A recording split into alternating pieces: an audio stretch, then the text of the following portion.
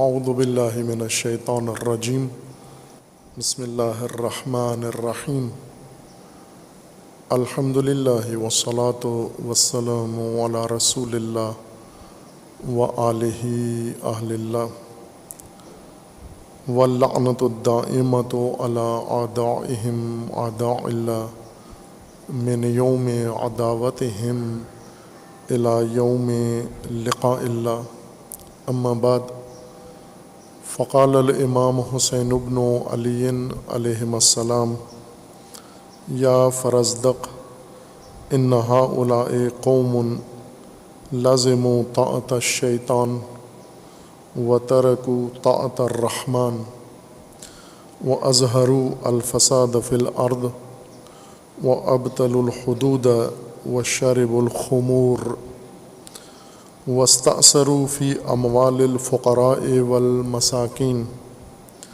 وأنا أولى من قام بنصرة دین اللہ وإعزاز شرعہ والجہاد فی سبیلہ لتکون کلمۃ اللہ ہی العلیٰ۔ درود پڑھیے محمد و آل محمد پر۔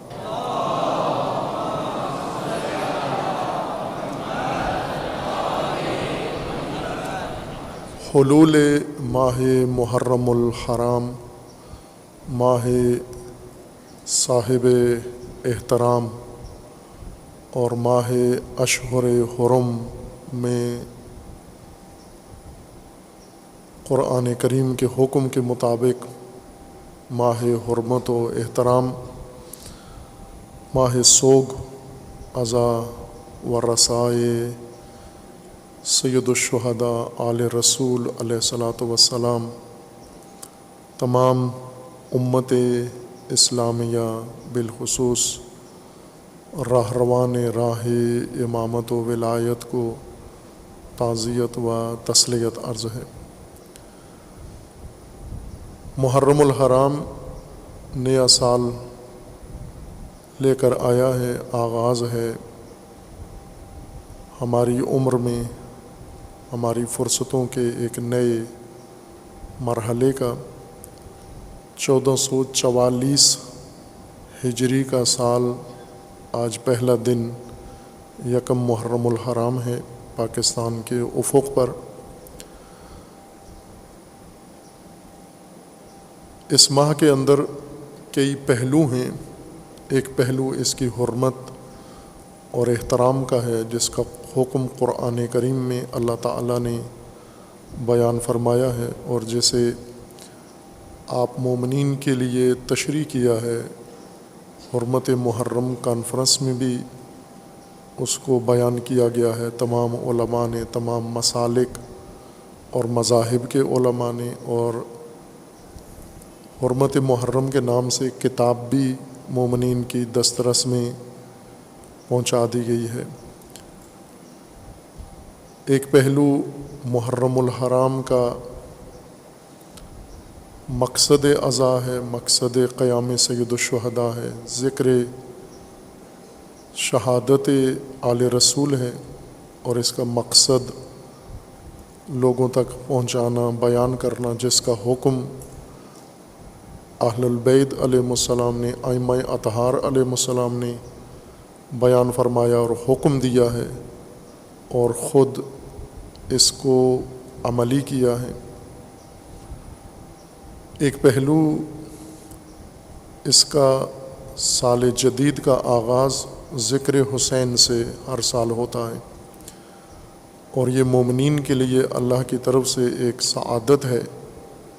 ہر چند جو باعث بنا ہے وہ تلخ ہے اور مصیبت ہے، مصائب ہیں، اس کے اندر شہادتیں ہیں، دکھ ہیں، تکلیفیں ہیں، مصائب ہیں، لیکن مومنین کے لیے اللہ تعالیٰ نے یہ فرصت فراہم کی ہے، اور امام حسین علیہ الصلاۃ والسلام نے، کہ مومن سال جدید کا آغاز ذکر حسین ابن علی سے کرے۔ کوئی اور سال اس طرح سے شروع نہیں ہوتا، اور یہ مناسبت نہیں ہے۔ ہر چند سال مسیحی شروع ہوتا ہے، نام مسیح علیہ السلام سے، ان کی ولادت سے شروع ہوتا ہے، لیکن مسیحی سال جب آغاز ہوتا ہے تو واحد موضوع جس کی طرف کوئی توجہ نہیں کرتا اور ذکر نہیں ہوتا اس کا وہ حضرت مسیح، ان کا مقصد، ان کا پیغام، ان کی سیرت اور ان کا کردار ہے۔ بلکہ جرائم سے سال مسیحی کا آغاز کیا جاتا ہے، معصیتوں سے سال مسیحی کا آغاز کیا جاتا ہے، اور نافرمانی سے سال مسیحی کا اعلان کیا جاتا ہے۔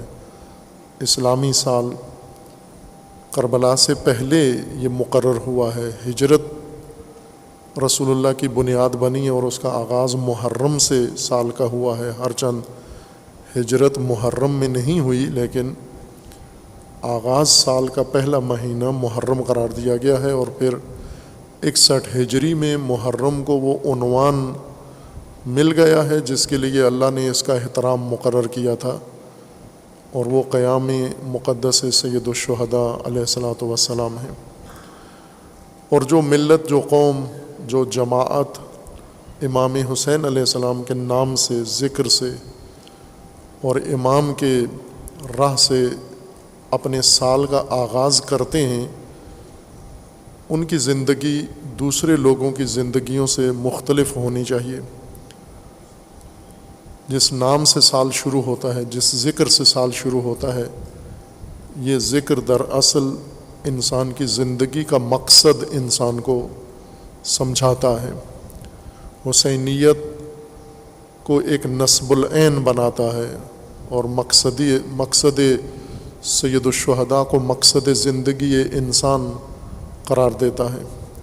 مومن اس ذکر سے جب سال شروع کرتا ہے تو اپنے لیے سال کا جو منصوبہ بناتا ہے، ہر سال جب نیا شروع ہوتا ہے تجدید کریں، سال جدید میں تجدید کریں۔ تجدید یعنی ہر چیز کو جدید سے پھر سے شروع کریں۔ سال گزرنے کے بعد جیسے سال تجدید ہوا ہے، پرانا سال ختم ہوا، نیا شروع ہوا ہے، تو مومنین بھی اپنے تمام اعمال کو تجدید کریں، نئے سرے سے ان کے لیے سوچیں، نئے سرے سے ان کے لیے فکر کریں، نئے سرے سے ان کے لیے پروگرام ترتیب دیں، نئے سرے سے اہداف نئے سال کے مقرر کریں، ہر چیز کو تجدید کریں۔ سال گزشتہ کے اندر جو کمی رہ گئی، جو خرابی رہ گئی، جو کوتاہی رہ گئی، جو ناکامی سال گزشتہ حاصل ہوئی، اس کو اس سال تجدید کر کے از سر نو پھر سے اپنا شیڈول بنا کے زندگی کا اس سال اس کو ترمیم کریں اور اس کی تلافی کریں جو سال گزشتہ نہیں کر پائی۔ اور ظاہر ہے کہ جس نام سے، جس ذکر سے، جس اہتمام سے سال شروع ہوتا ہے، حسین ابن علی کے ذکر نورانی سے، یہ قیام اور یہ ذکر ہمیں مکمل طور پر مقصد زندگی سمجھا دیتا ہے، اس میں کوئی ابہام باقی نہیں رہتا۔ اس فرصت کو ضائع نہ کریں، رسومات میں اور روایات میں جو کچھ ہم نے خود محرم کے لیے سوچ لیا ہے، محرم کے لیے آداب ہم نے خود سے بنا لیے ہیں، اس طرح سے اس فرصت کو ضائع نہ کریں، بلکہ اس طرح سے اس کو ترتیب دیں، محرم کا آغاز، سال کا آغاز، کہ سال بھر یہ نصب العین ہمارے مد نظر رہے۔ آپ کا ایک سال 1443 ہجری گزر گیا ہے اور 1444 ہجری کا آج پہلا دن ہے آپ کا، اور پھر اللہ آپ کو طول عمر دے، صحت و سلامتی کے ساتھ سال دیگر جب یکم محرم 1445 ہجری شروع ہو تو 1444 ختم ہونے کے بعد آپ وہاں کھڑے نہ ہوں جہاں آج ہیں، کسی بھی زندگی کے مرحلے میں، نہ علم میں، نہ معرفت میں، نہ تربیت میں، نہ شخصیت میں، نہ اللہ کے ساتھ قرب میں، اور نہ ہی اپنے دین کے فرائض کی ادائیگی میں وہاں نہ ہوں جہاں آج ہیں ہم، بلکہ وہاں سے اتنا آگے نکل جائیں جتنا ایک سال کے سفر میں ایک جماعت آگے جا سکتی ہے۔ جیسے جو لوگ کاروبار کرتے ہیں، سال جب ختم ہوتا ہے تو پھر جائزہ لیتے ہیں کہ یہ سال ہم کہاں پہنچے، کتنا سفر طے کیا ہے ہم نے۔ خوب اسی طرح زندگی کا سفر بھی تجدید سال ہوتا ہے تو آپ کو تجدید کرنا چاہیے جدید سال میں، اور سال کے آخر میں محاسبہ ہو کہ گزشتہ سال کیا حاصل کیا، کیا رہ گیا، کھو گیا۔ انشاءاللہ آج چونکہ کربلا، جیسا میں نے پہلے عنوان بیان کیا ہے کربلا کا، تجدید کریں کربلا کے متعلق، اپنے ذہنوں کی تجدید کریں۔ جو کچھ ہم نے سنا ہوا ہے خطیبوں سے، ممبروں سے، وہ اور مقاصد کے لیے سنا ہوا تھا، فہم کربلا کے لیے نہیں تھا وہ سب کچھ۔ اس میں آپ نے کربلا کو ایک رسم سنا ہوا تھا، جبکہ کربلا رسم نہیں ہے، عزم ہے اور رزم ہے۔ کربلا نبرد ہے، عزم ہے اور رزم ہے۔ یہ عزم ارادہ، عزم پختہ ارادے کو کہتے ہیں، نہ ٹوٹنے والا ارادہ، اور جس کو کوئی نہ توڑ سکے، نہ کوئی لشکر توڑ سکے، نہ یزید توڑ سکے، نہ عمر سعد توڑ سکے، نہ خنجر توڑ سکے، نہ اولاد کی قربانیاں اس ارادے کو نہ توڑ سکیں۔ اس عزم کا نام کربلا ہے، اور یہی ہمیں اپنانا ہے۔ یہ عزم راسخ، یہ پختہ ارادہ، یہ ناشکن ارادہ محرم میں جب انسان کر لے، پھر سال بھر اس کے اوپر قائم رہے، استقامت ہے۔ قیام سید الشہداء ہمارے لیے استقامت کا ایک سبق ہے، سرمشق ہے۔ امام حسین علیہ الصلوۃ والسلام کا قیام، ہم مجلس میں اس کی مشق کرنے آتے ہیں، اور سال بھر ہمارے پاس اس کی مشق کے لیے فرصت ہے ہمارے پاس، اور مشق کا آغاز اسی عزم و ارادے کے ساتھ کریں انشاءاللہ۔ کربلا اور سید الشہداء علیہ الصلوۃ والسلام کے قیام مقدس کو سمجھنے کے لیے جو اسلوب، طریقہ درست ہے، اور اللہ نے توفیق دی اور ہم نے آغاز کیا ہے اور آپ عزیزوں کو عرصے سے پیش کر رہے ہیں، کہ قیام امام حسین علیہ السلام بزبان امام حسین، کربلا امام حسین کی زبان مبارک سے سنیں۔ باقیوں سے ہم نے سن لیا ہے اور کافی سن لیا ہے، ذاکروں سے سن لیا، ذاکروں کی کربلا سب کو معلوم ہے، خطیبوں کی کربلا سب کو معلوم ہے، پیشہ وروں کی بیان کی گئی کربلا ہم سب کو معلوم ہے، مورخین کی کربلا سب کو معلوم ہے، حکمرانوں کی بیان کردہ کربلا سب کو معلوم ہے، سیاستدانوں کی بیان کردہ کربلا سب کو معلوم ہے، تاجروں کی بیان کردہ کربلا ہم سب کو معلوم ہے۔ اب ہم دیکھیں، امام حسین علیہ الصلوۃ والسلام سے پوچھیں کربلا کیا ہے، قیام امام حسین کیا ہے، فلسفہ کربلا کیا ہے، مقصد امام حسین علیہ الصلوۃ والسلام کیا ہے، اور اس کے لیے منبع، مستند منبع ہمارے پاس موجود ہے، جس کے اندر ذرا شک و شبہ موجود نہیں ہے، اس کے اندر کوئی تحریف شدہ بات نہیں ہے۔ شہید مطہری رحمۃ اللہ علیہ نے، جو بہت ہی دلیر، شجاع، بہادر علماء میں سے ہیں، عالم کی بہادری بندوق اٹھانے سے نہیں ثابت ہوتی، قلم اٹھانے سے ثابت ہوتی ہے۔ عالم کی شجاعت جب وہ لب کھولتا ہے، گفتگو کرتا ہے، وہاں سے معلوم ہوتی ہے۔ اگر مصلحتی گفتگو کرے دلیر نہیں ہے، اگر کتمان کرے دلیر نہیں ہے، اگر تحریف کرے، حقائق کو توڑ مروڑ کر پیش کرے دلیر نہیں ہے، اگر عوام پسند باتیں کرے، لوگوں کو خوش کرنے کے لیے باتیں کرے، یہ عالم دلیر نہیں ہے، یہ یا مفاد پرست ہے یا بزدل انسان ہے۔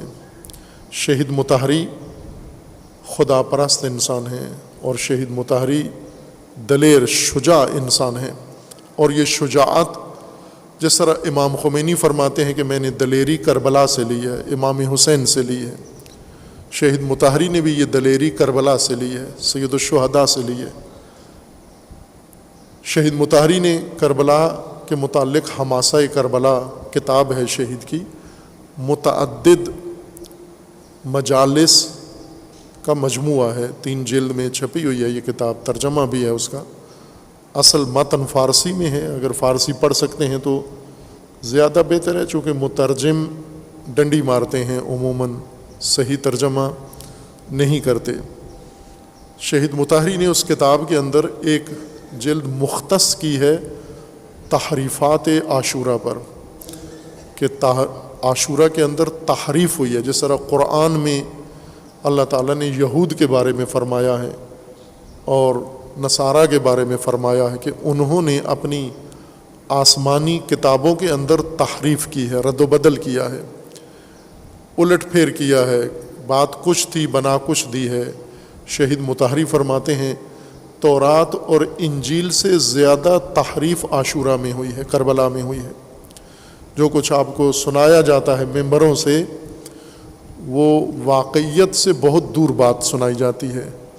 اصل واقعیت اگر سننا چاہتے ہیں تو وہ خود امام حسین علیہ الصلوۃ والسلام سے سنیں، نہ وہ ذاکر جو پڑھا لکھا ہی نہیں ہے، کتاب نہیں پڑھ سکتا، تاریخ نہیں پڑھتا، روایت نہیں پڑھ سکتا، آیت نہیں پڑھ سکتا، سنتا ہے دوسروں سے اور خود مضمون گھڑتا ہے اور لوگوں کو سنا دیتا ہے، اور لوگ اعتماد کرتے ہوئے سمجھتے ہیں کہ یہ کربلا بیان کر رہا ہے۔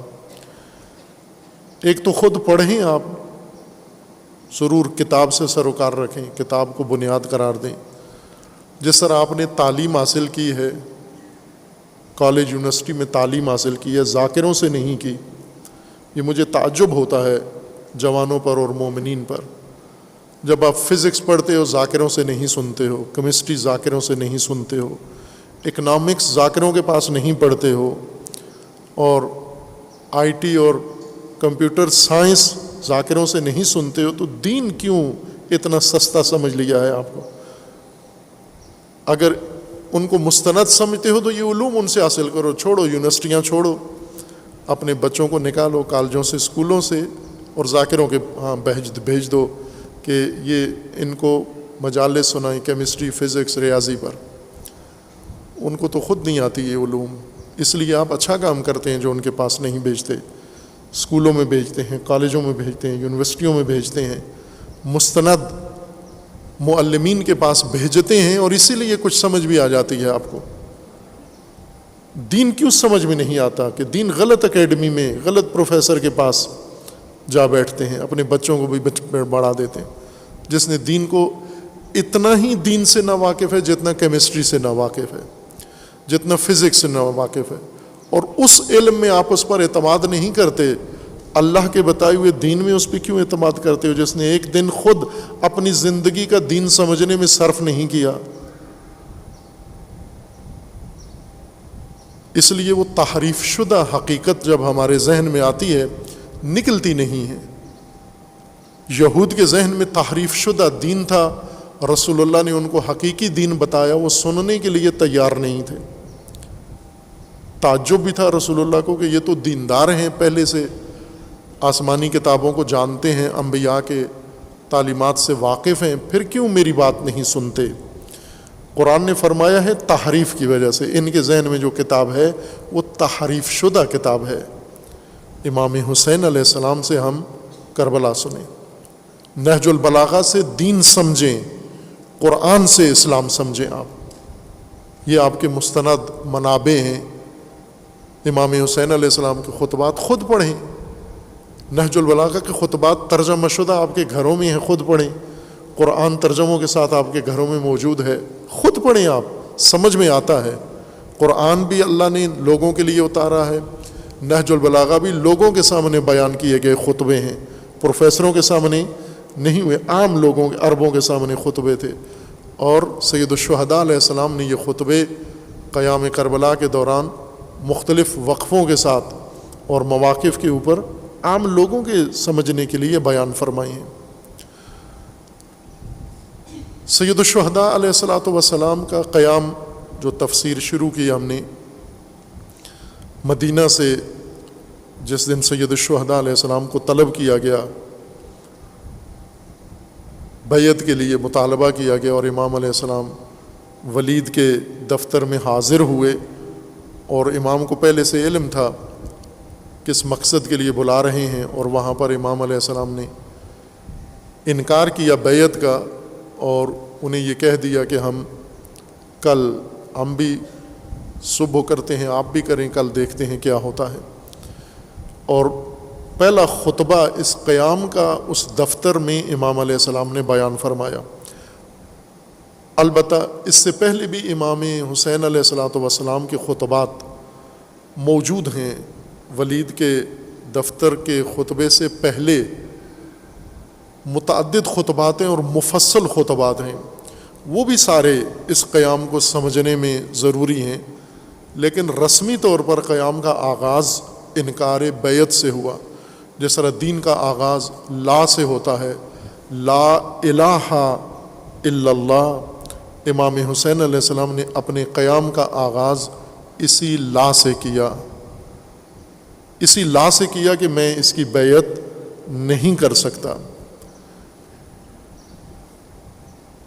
اور پھر مدینہ میں چند خطبے، اس پہلے خطبے کے بعد چند خطبے بنو ہاشم کے سامنے، اپنے بھائیوں کے سامنے بیان کیے، کچھ تحریری صورت میں لکھ کے بھائیوں کو دیا۔ پھر اس کے بعد امام نے آغاز کیا سفر کا۔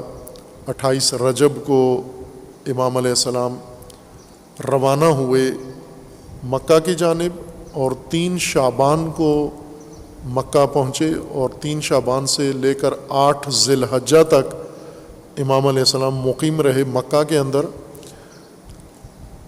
مدینہ سے مکہ کے سفر میں بھی امام نے کئی خطبات بیان فرمائے ہیں ملاقاتوں میں، اور مکہ میں بالخصوص تفصیل کے ساتھ مختلف طبقات، شخصیات اور افراد کے سامنے اپنے قیام کا مقصد بیان فرمایا ہے۔ اور پھر مکی مرحلہ ختم ہونے کے بعد 8 ذی الحجہ کو مکہ سے خروج فرمایا، نکلے۔ جس دن حج شروع ہو رہا تھا، امام احرام کھول کر حج سے، احرام کا حج کھول کر احرام سے بھی باہر آئے اور مکہ سے بھی باہر چلے گئے، باوجود ان رکاوٹوں کے، تجاویز کے، مشوروں کے جو امام کو اپنے اور سب دے رہے تھے۔ مکہ سے باہر ایک منزل تنعیم آئی کہ جہاں پر امام کو ایک قافلہ نظر آیا، اور وہ قافلہ یزید کے لیے تحائف لے کر یمن سے روانہ ہو رہا تھا، اور امام نے وہ قافلہ روک لیا اور اس کے مال و منال پہ قبضہ کر لیا، مصادرہ کر لیا، اور اس مصادرہ اور اس کاروان کو روک کر اس کا مال و اسباب لے لینے پر علماء نے، مختلف مذاہب کے علماء نے کافی تردید کا اظہار کیا، حتیٰ شیعہ خطبہ، شیعہ علماء، بعضوں نے انکار کیا کہ اس قسم کا امام واقعہ نہیں کر سکتے، کسی کا مال کیوں چھین سکتے ہیں جو امام کا نہیں ہے، وہ مال امام نے کیوں لے لیا۔ تو اس کے لیے عرض کیا تھا، پورا موضوع سمجھایا تھا مصادرہ، کہ امام نے بھی کیا، امام علی نے بھی کیا، خلفاء نے بھی کیا، اور بعد میں بھی کیا، اور آج بھی ضروری ہے۔ حسینی ہیں لیکن مصادرہ نہیں کرتے۔ امام حسین کے قیام کا ایک اہم مرحلہ مصادرہ ہے، لیکن ہم امام حسین کے نام پر رو بھی لیتے ہیں، امام حسین کے نام پر ماتم بھی کر لیتے ہیں، امام حسین کے نام پر لنگر بھی کھا لیتے ہیں، لیکن کوئی کام جو امام حسین نے کیا وہ کرنے کے لیے تیار نہیں ہیں۔ کیوں؟ اس لیے کہ ہمیں کربلا ذاکر نے سکھائی ہے، امام حسین سے نہیں سیکھی۔ ہمارے معلم ذاکرین ہیں، ہمارے معلم حسین ابن علی نہیں ہیں۔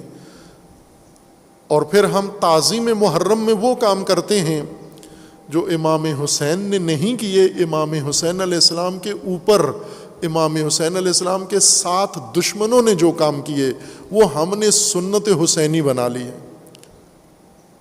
وہ ایک ایک چیز ہم نے باقاعدہ ترتیب کے ساتھ اس کو کربلا کی اور محرم کی رسمیں بنا لیا ہے۔ کیوں کہ امام حسین علیہ السلام کے ساتھ یہ کچھ ہوا. آگ لگائی گئی خیموں کو، ہم آگ جلا کے اس میں کودتے ہیں. یہ تو آگ امام حسین نے نہیں لگائی، یہ تو بیبیوں نے آگ نہیں لگائی، یہ تو آل رسول نے نہیں لگائی، دشمنوں نے آگ لگائی خیموں کو. تو آپ جب آگ لگاتے ہو تو کس کی سنت ادا کر رہے ہو؟ امام حسین کی خوش ہوتے ہو.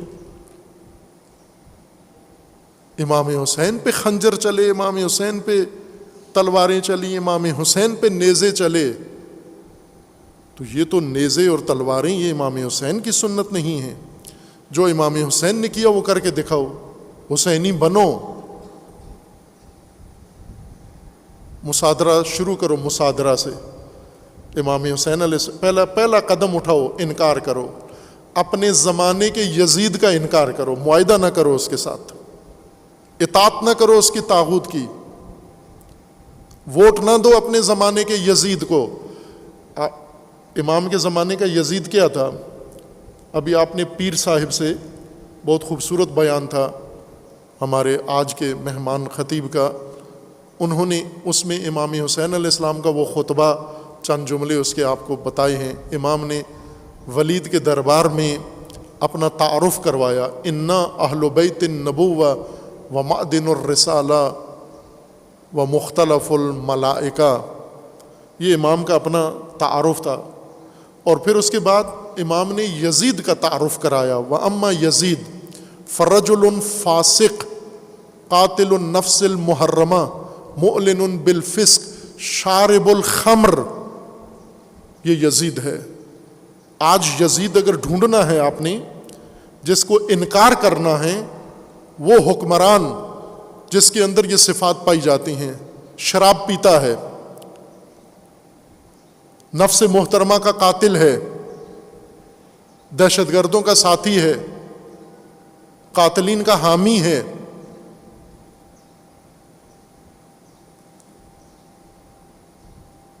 شہید سلیمانی کے قاتل کو مبارک دیتا ہے.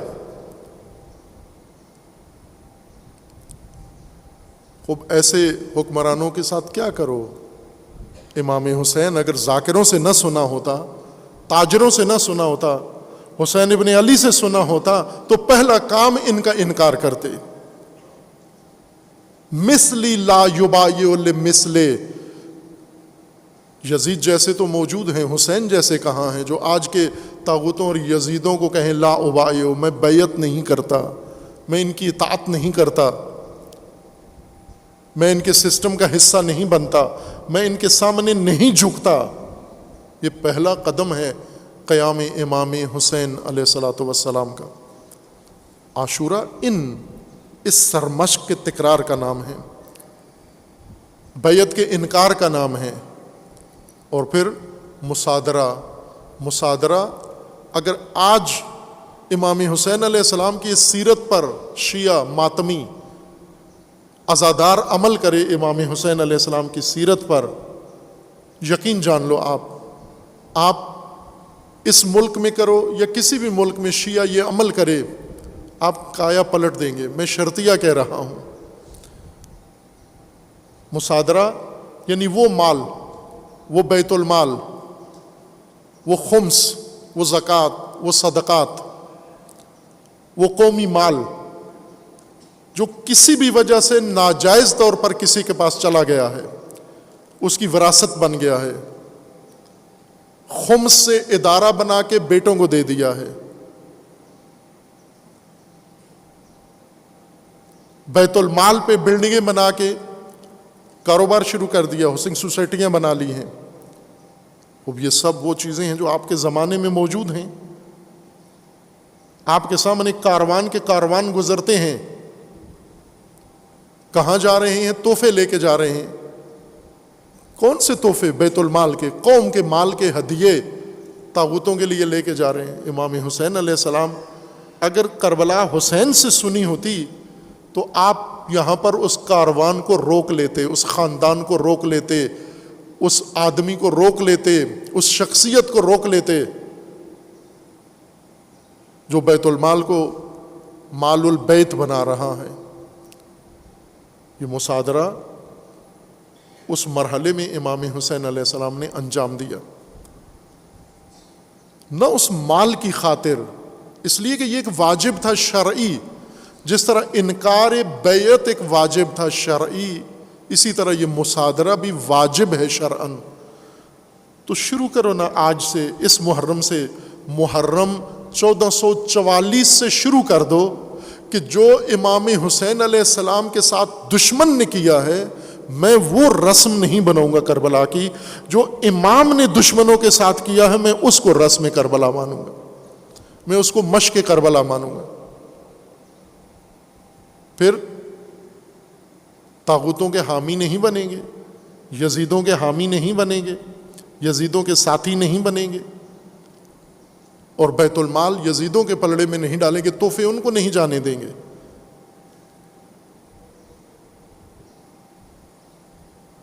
یہ مرحلہ مصادرہ کا امام علیہ السلام نے وہاں انجام دیا، اس کے متعلق تفصیل سے گفتگو کی۔ ہر چند موضوع مصادرہ مکمل نہیں ہوا، اس کو صرف آغاز کیا۔ اب یہ علماء کا فریضہ ہے کہ اس پر محنت کریں، تحقیق کریں اور موضوع کو پیش کریں۔ دوسرا مرحلہ جو امام علیہ السلام نے طے کیا، یہ تنعیم، مکہ سے باہر، اب مکہ کے اندر ہے تنعیم۔ اللہ تعالیٰ آپ سب کو توفیق دے انشاءاللہ حج کی، زیارت بیت اللہ کی۔ تنعیم جس کو آج مسجد عمرہ بھی کہتے ہیں، کہ جو عمرہ مفردہ کرنا چاہتے ہیں مکہ سے، وہ جاتے ہیں اس مسجد میں، محرم ہو کے وہاں سے آ جاتے ہیں۔ مسجد عائشہ بھی اسے کہا جاتا ہے، مسجد تنعیم بھی ہے، اور مسجد عمرہ بھی اسے کہتے ہیں۔ اب مسجد ہے، جب امام علیہ السلام نے مصادرہ کیا تو وہ مسجد نہیں تھی، وہاں پر صرف ایک مکان تھا اور جگہ تھی، کچھ آبادی تھی وہاں پر، مکہ سے باہر۔ اب مکہ کے اندر شمار ہوتی ہے وہ جگہ۔ وہاں سے اگلی منزل ہے صفا کے نام سے، آپ کے سامنے نقشہ لگا ہوا ہے، مکہ ہے، مکہ کے باہر تنعیم ہے، تنعیم کے آگے صفا ہے، صاد فے الف ہے، صفا۔ یہ مکہ کے باہر تھوڑے سے فاصلے پر تنعیم کے مقام پر ایک اور مقام آتا ہے۔ امام علیہ السلام جب یہاں پر پہنچے، یہاں ایک اور خطبہ بیان فرمایا، لیکن یہ خطبہ کسی کاروان کے سامنے نہیں، بلکہ اس زمانے کے ایک مشہور شخصیت شاعر فرزدق کے نام سے ان سے ملاقات ہوئی، اور فرزدق نے امام علیہ السلام سے کچھ استفسار کیا، اور اس کے جواب میں امام علیہ السلام نے یہ خطبہ بیان فرمایا جو میں نے آپ کے سامنے سرنامہ کلام قرار دیا ہے۔ اس کو میں آپ کے سامنے پوری عبارت کتاب کی پڑھ دیتا ہوں۔ یہ کتاب ہے موسوعۃ کلمات الامام الحسین علیہ الصلاۃ والسلام۔ اس کا ترجمہ آپ کی زبان میں بنتا ہے امام حسین علیہ السلام کے خطبات اور کلمات و بیانات کا انسائکلوپیڈیا، دائرۃ المعارف، یعنی جامع کتاب جس کے اندر ایک موضوع کے متعلق سب کچھ آ جاتا ہے، اس کو دائرۃ المعارف کہتے ہیں اردو میں، عربی میں اور فارسی میں، اور آپ کی زبان میں انسائکلوپیڈیا کہتے ہیں، عربی میں اسے موسوعہ کہتے ہیں۔ اس کے اندر تمام کلمات امام حسین علیہ السلام نے زندگی میں جو کچھ بیان فرمایا، بچپن سے لے کے شہادت تک، وہ اس کتاب کے اندر موجود ہے۔ محقق علماء نے تدوین کی ہے یہ کتاب، اور مستند کتابوں سے نکال کر حوالوں کے ساتھ اس کو ذکر کیا ہے۔ منزل صفا، تنعیم کے بعد منزل صفا ہے، صفحہ 335 ہے اس کتاب کا، اور اس میں جو حدیث کے طور پر بیان فرماتے ہیں اس کا عنوان ہے 313، ثم سارا حتی بلغ صفا، یعنی امام حسین علیہ السلام تنعیم سے نکلے آگے، وہ کاروان لے کر مصادرہ کر کے حتیٰ کہ صفا کے قریب جا پہنچے۔ صفا یہ حنین اور انصاب الحرم کے درمیان ہے، علی مسیرت الداخل الی مکہ من مشاش، جب پیدل لوگ مکہ سے نکلتے ہیں تو ان کے راستے میں آتا ہے منزل صفا، مکہ کے باہر۔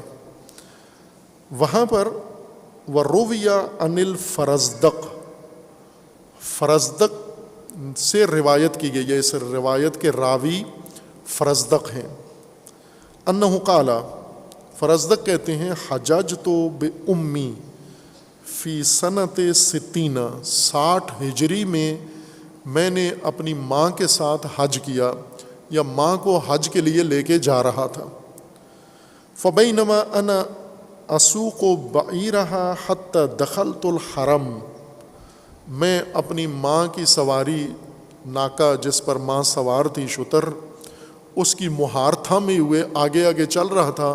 ماں اوپر کجاوا میں بیٹھی ہوئی تھی اونٹ کے اوپر، اور میں ماں کو لے کر حرم کی طرف جا رہا تھا۔ حتی دخلت الحرم، حدود حرم میں ہم داخل ہو گئے۔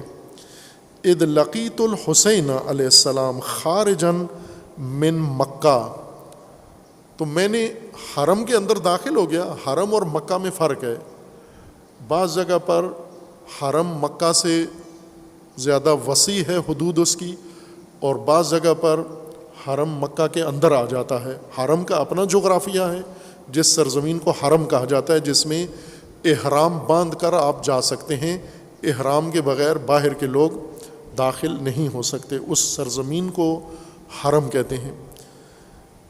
اور مکہ شہر آبادی جہاں پر ہے، یہ کسی جگہ پر حرم سے باہر چلی گئی ہے آبادی، اور کسی جگہ حرم کے اندر ہے، اور حرم بھی بعض جگہوں سے مکہ سے باہر ہے اور بعض جگہوں پر مکہ کے اندر ہے۔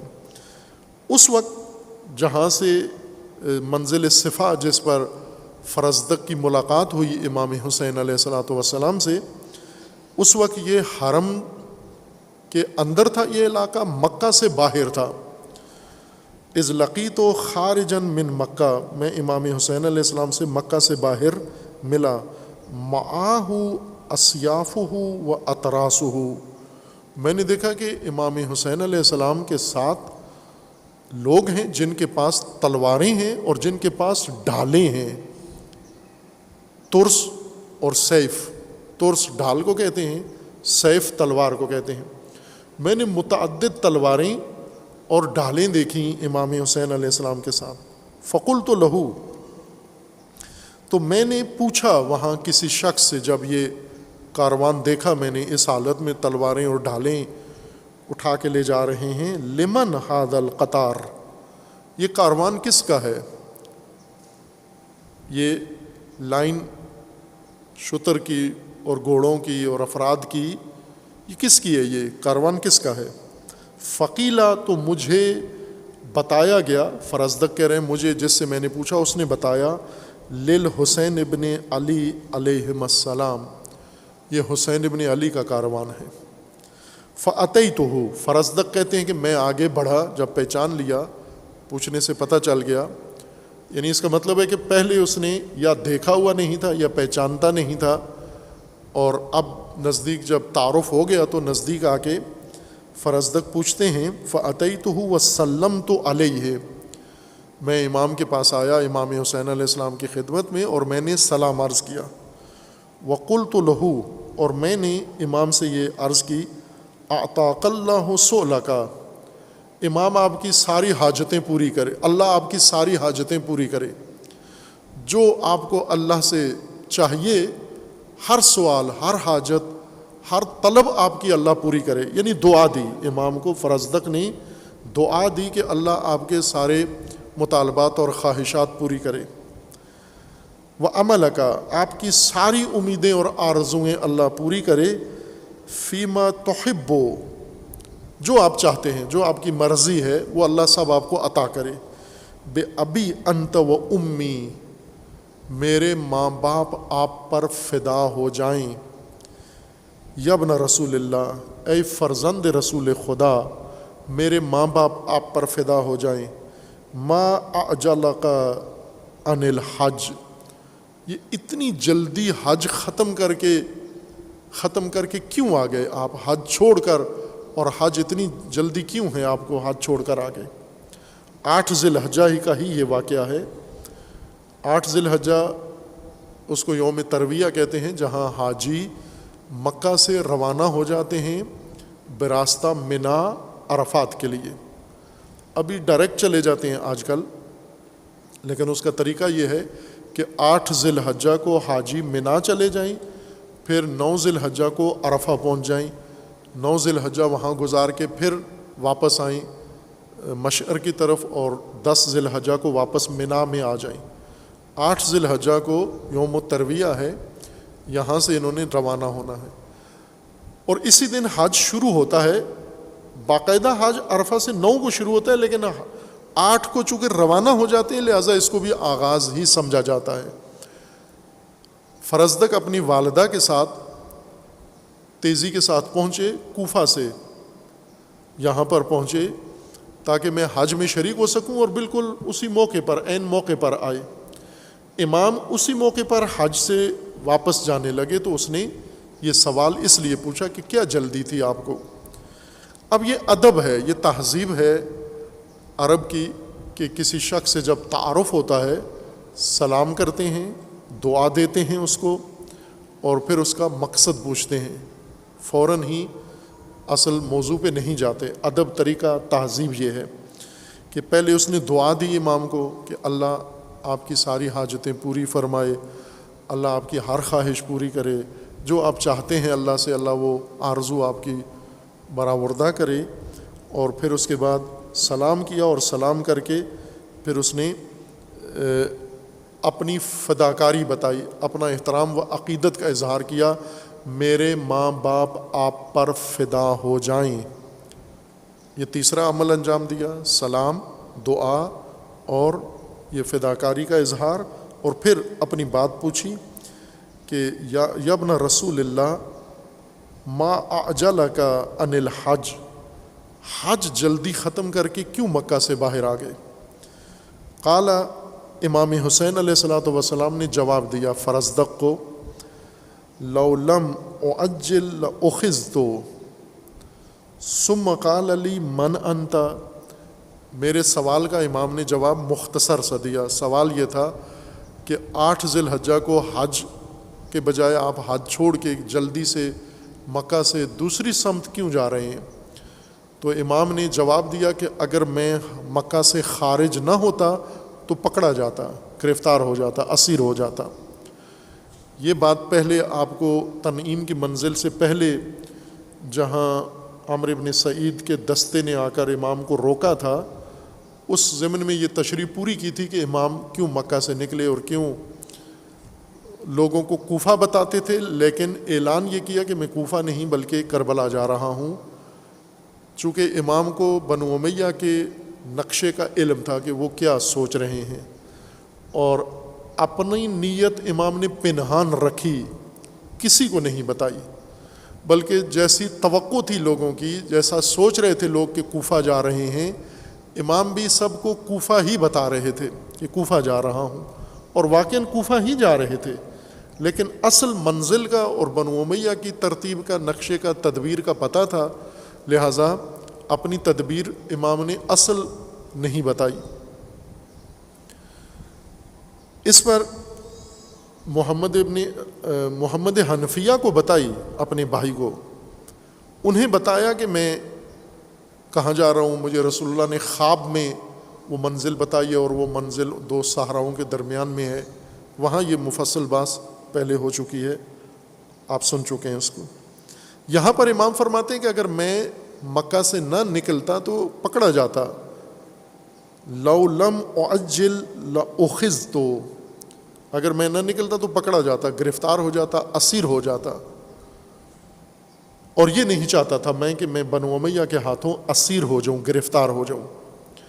اور یہ امام کو گرفتار کرنے کا منصوبہ بنو امیہ کا تھا، اس سے پہلے امام حسن کے ساتھ یہی تدبیر بنو امیہ بنا چکے تھے، امام حسن نے اس کو ناکام کیا صلح کے ذریعے، اور امام حسین علیہ السلام نے خروج کے ذریعے بنو امیہ کی اس تدبیر کو ناکام کیا، گرفتار ہونے اور اسیر ہونے کو۔ پھر اس کے بعد امام علیہ السلام نے، فرزدق کہتے ہیں، مجھ سے پوچھا، ثم قال لی من انت، آپ کون ہو، تم کون ہو؟ امام کے بارے میں فرزدق نے کسی اور سے پوچھا، اور پھر آ کر امام کے پاس آ کر عرض ادب کیا۔ امام نے خود انہی سے پوچھا کہ آپ کون ہو بھائی، یہاں پر آئے ہو اور اظہار عقیدت و ارادت کر رہے ہو اور دعا دے رہے ہو اور ادب بڑا دکھا رہے ہو کون آپ؟ قلت رجل من العرب، میں ایک مرد ہوں عربی۔ نہیں بتایا، نہ نام بتایا، نہ شہر بتایا، کچھ بھی نہیں بتایا۔ وہ ویسے موقعوں پہ نہیں بتانا چاہیے۔ آپ کو بھی اگر امام حسین کہیں پوچھ لیں آپ کون ہو تو نہ بتاؤ میں آپ کا شیعہ ہوں، میں آپ کا عزادار ہوں، ورنہ پھنس جاؤ گے۔ یہ کہو میں ایک مسلمان ہوں، میں بھی ایک پاکستانی ہوں۔ فرزدق کہتے ہیں میں نے یہی بتایا۔ رجل من العرب، من انت، سوال ہوتا ہے انسان کی ذات کے متعلق، نام کے متعلق، اور وہ جو آئیڈینٹی کارڈ میں لکھا جاتا ہے یہ من انت کا جواب ہوتا ہے، نام، ولدیت، علاقہ، یہی پوچھا جاتا ہے۔ جب آپ سے پوچھیں نا آپ کون ہیں تو اپنا نام بتائیں، ولدیت بتائیں، فلاں کا بیٹا ہوں، فلاں علاقے سے ہوں، فلاں خاندان سے تعلق رکھتا ہوں، یہ اپنا تعارف ہوتا ہے۔ من، اس تعارف پوچھنے کے لیے سوال کیا جاتا ہے۔ امام نے تعارف پوچھا، انہوں نے کرایا نہیں، چھپا گئے، بات نہیں بتایا میں کون ہوں۔ قلت رجل من العرب، میں ایک عربی مرد ہوں۔ وہ امام کو تو پتہ تھا جب عربی بول رہے ہو تو عربی عرب ہو تم، اور مرد بھی ہو، عورت نہیں ہو تم، یہ بھی امام کو پتہ تھا، لیکن وہ نہیں چاہتا تھا اپنا تعارف کروائیں اور نہیں کروایا۔ ولا واللہ ما فتشنی ان اکثر من ذالک، فرزدق کہتے ہیں کہ اللہ کی قسم امام نے اس کے بارے میں کوئی اور سوال کیا ہی نہیں، تفتیش نہیں کی، کوئی جستجو نہیں کی کہ بالآخر کوئی نام تو ہوگا تمہارا، کسی کے بیٹے تو ہوں گے تم، کسی قبیلے سے تو تعلق ہوگا تمہارا، کسی شہر سے تو تعلق ہوگا۔ جب امام کو معلوم ہو گیا کہ نہیں بتانا چاہتا نام تو امام نے بھی نہیں پوچھا، اور فرزدق یہ اللہ کی قسم کھا کر کہہ رہے ہیں ولا واللہ ما فتشنی ان اکثر من ذالک، یہ من انتا کے بعد کچھ بھی نہیں پوچھا اس بارے میں، دوسرا کوئی سوال امام نے مجھ سے نہیں کیا۔ ثم قال علی، فوراً امام نے اگلا سوال، چونکہ سمجھ گئے کہ نہیں بتانا چاہتا خوب نہ بتائی۔ ثم قال علی اخبرنی عن الناس خلفک، اور مجھے یہ بتاؤ کہ جہاں سے آ رہے ہو وہاں لوگوں کی صورتحال کیا ہے، وہاں کے حالات بتاؤ جہاں سے آ رہے ہو۔ فقلت، فرزدق کہتے ہیں کہ جب یہ سوال امام نے مجھ سے پوچھا کہ جس علاقے سے، جس شہر سے، جس آبادی بستی سے آ رہے ہو وہاں کے لوگوں کے بارے میں مجھے بتاؤ۔ فقلت، فرزدق کہتے ہیں میں نے امام علیہ السلام کو جواب دیا الخبیرہ سألتا، بہت ہی آگاہ آدمی سے آپ نے پوچھا ہے، اسی آدمی کو پوچھا ہے جسے پورا پتہ ہے لوگ کیا کر رہے ہیں، کیسے ہیں، یعنی انجان نہیں ہوں، بے خبر نہیں ہوں، لا علم نہیں ہوں، میں باقاعدہ لوگوں کے سارے حالات جانتا ہوں اور آپ کو بتاتا ہوں کیا ہے۔ قلوب الناس معاک، فرزدق کہتے ہیں میں نے امام کو بتایا کہ لوگوں کے دل آپ کے ساتھ ہیں۔ قلوب الناس معاک واسیافہم علیک، تلواریں آپ کے خلاف ہیں، دل آپ کے ساتھ ہیں، تلواریں آپ کے خلاف ہیں۔ والقضاء ينزل من السماء، اب یہ اللہ کی طرف سے قضا نے بتانا ہے کہ ہونا کیا ہے، اصل قضا اللہ کی تقدیر ہے، وہ معین کرے گی ہونا کیا ہے، لیکن میں آپ کو بتا رہا ہوں کہ حالات ایسے ہیں کہ دل لوگوں کے آپ کے ساتھ ہیں، تلواریں لوگوں کی آپ کے خلاف ہیں۔ واللہ یفعل ما یشاء، اور اللہ مشیت کا مالک ہے، جیسے چاہتا ہے کرتا ہے۔ یہ میں نے امام علیہ السلام کے سوال کا جواب دیا۔ فقال، امام علیہ السلام، فرزدق کہتے ہیں کہ امام علیہ السلام نے مجھے پھر فرمایا جب میں نے کہا کہ لوگوں کی تلواریں آپ کے خلاف اور دل آپ کے ساتھ ہیں، فقال امام علیہ السلام نے فرمایا صدقتا، سچ بولا تو نے، ٹھیک کہا ہے، ایسا ہی ہے۔ لوگوں کے دل ہمارے ساتھ ہیں، لوگوں کی تلواریں ہمارے خلاف ہیں۔ للہ الامر من قبل و من بعد، امر خدا کا ہے، فیصلہ خدا کا ہے، قبل و بعد، فیصلہ سب اللہ کا ہے۔ وَكُلُّ يَوْمٍ هُوَ فِي شَانٍ، اور میرا رب ہر روز اس کی ایک شان ہے، نئی شان ہے میرے رب کی، ہر روز اس کا ایک نیا جلوہ ہے، ہر روز اس کا ایک نئی تجلی ہے، ہر روز اس کے لیے ایک نئی شان ہے۔ ان نزل القضاء بما نحب ونرضى فنحمد اللہ علی نعمائہ، اور اگر اللہ نے جو میں چاہ رہا ہوں، سوچ رہا ہوں، جیسا میں نے ارادہ کیا ہوا ہے، اگر اللہ کی قضا، اللہ کا فیصلہ اور حکم بھی ایسا ہی ہوتا ہے جیسا میں نے سوچا ہے، فنحمد اللہ علی نعمائہ، اس صورت میں ہم اللہ کی نعمتوں پر اور اللہ کے احسان پر حمد بجا لائیں گے۔ وَهُوَ الْمُسْتَعَانُ عَلَىٰ أَدَاءِ الشُّكْرِ، اور اس کام پر، یعنی جو ہم چاہ رہے ہیں اللہ نے اگر وہی کر دیا، اللہ کا بھی حکم وہی ہوا، تو اس صورت میں اللہ کا شکر ادا کرنے کے لیے میں اللہ سے ہی مدد مانگوں گا کہ اے پروردگار اب اپنے شکر کے لیے مجھے بھی توفیق عطا فرما۔ اور اگر ایسے نہ ہوا، وَإِنْ حَالَ الْقَضَاءُ دُونَ الرَّجَاءِ،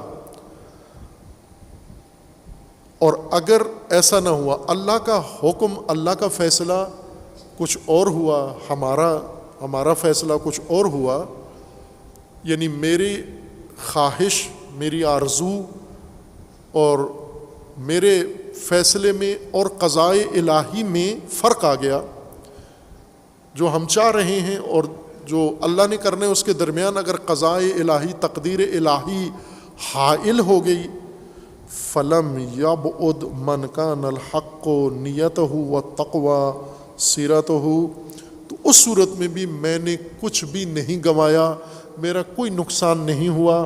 کیوں کہ جس کی نیت پاک ہو اور تقوی جس کی سیرت ہو، وہ اس صورت میں بھی کامیاب ہوتا ہے جب اس کے ارادے کے خلاف اللہ کی قضا بھی ہو جائے، وہ پھر بھی کامیاب ہوتا ہے۔ فقلت له اجل بلغک اللہ ما تحب وکفاک ما تحذر، فرزدق کہتے ہیں پھر میں نے امام علیہ السلام سے یہ عرض کیا کہ جو آپ چاہتے ہیں اللہ وہی آپ کو عطا کرے، اللہ کی قضا و امر وہی ہو جو آپ نے فیصلہ کیا ہوا ہے۔ وَكَفَاكَ مَا تَحْذُرُ، اور جو کچھ آپ حذر احتیاط چاہتے ہیں وہ آپ کے لیے کافی ہے۔ وَسَأَلْتُهُ عَنْ أَشْيَاءَ مِن نُذُورٍ وَمَنَاسِكَ فَأَخْبَرَنِي بِهَا، پھر میں نے یہ موضوع ہی چھوڑ دیا، سیاست چھوڑ دی، سیاسی سوال نہیں کیا کہ آپ کیوں جا رہے ہیں، آپ کیا کریں گے جا کر، مختصر سا سوال کیا، امام نے جواب دے دیا۔ اب کیوں بات فرزدق آگے نہیں بڑھا رہے؟ فرزدق کے بارے میں جب تشریح ہوگی کہ یہ کون ہیں، ہم نے سنا ہوا ہے کہ یہ جو آپ نے سنا ہوا ہے نا کہ ایک محب اہل البیت شاعر ہے، اپنی کسی اور شعر کی وجہ سے معروف ہیں۔ امام زین العابدین علیہ الصلوۃ والسلام کی بارگاہ میں جو اس نے شعر کہا تاریخی، اس کی وجہ سے فرزدق معروف ہیں۔ لیکن فرزدق کی شخصیت کیا ہے یہ تشریح ہوگی انشاءاللہ آپ کے سامنے، پھر آپ کو یہ گفتگو ساری سمجھ میں آ جائے گی، جو مختصر ٹیلی گرافک گفتگو ہو رہی ہے۔ ٹیلی گراف آپ کو یاد نہیں ہوگا، پہلے ہوتا تھا ایک سسٹم مواصلات کا، ٹیلی گراف ہوتا تھا جس میں آپ مختصر الفاظ، چند الفاظ میں اپنا پیغام لکھتے تھے اور اس سے اگلا بندہ پورا پیغام سمجھ جاتا تھا۔ یعنی آپ 3-4 لفظوں میں 3-4 صفحات کا پیغام پہنچا دیتے تھے، ٹیلی گرافک طریقہ یہ تھا۔ اب امام علیہ السلام بھی مختصر جواب دے رہے ہیں، فرزدق بھی مختصر بات کر رہے ہیں۔ کیوں کر رہے ہیں؟ امام کیوں احتیاط کر رہے ہیں فرزدق کے سامنے مزید کچھ کھولنے کے لیے؟ فرزدق بھی مزید موضوع آگے بڑھانا نہیں چاہتے، بلکہ فرزدق نے ایک یہ سمجھداری دکھائی کہ موضوع ہی بدل دیا فوراً. کہا کہ یہ فرصت بہت غنیمت ہے, اللہ نے یہ, جیسے ہوتا ہے نا کسی عالم دین کے پاس اتفاقی ملاقات ہو جائے, ایسے کسی اور کام سے آئے ہوئے ہیں بیٹھے تو کہتے ہیں جی آج اللہ نے موقع دے دیا ہے, چلے یہاں بیٹھے بیٹھے میرے ذہن میں ایک سوال بھی آ گیا ہے, یہ بھی پوچھتا جاؤں آپ سے.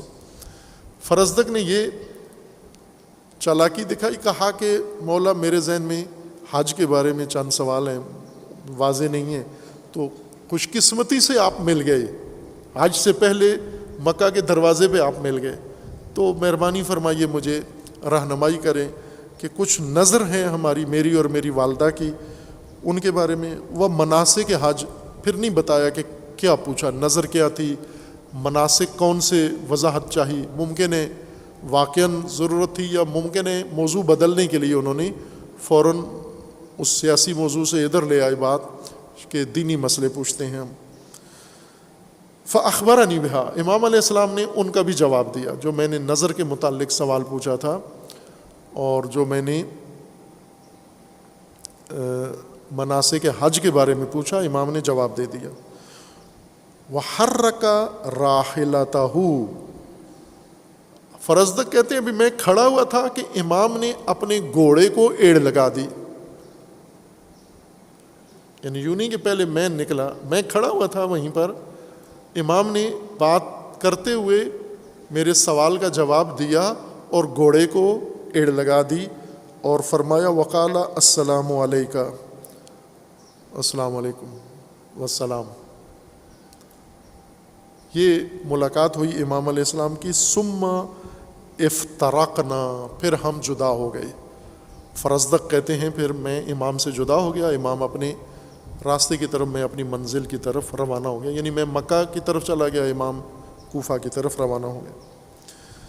ایک اور روایت اسی موقع بارے میں, یہاں یہ میں عرض کر دوں کہ فرزدق سے ملاقات کتابوں کے اندر دو طرح سے ذکر کی گئی ہے.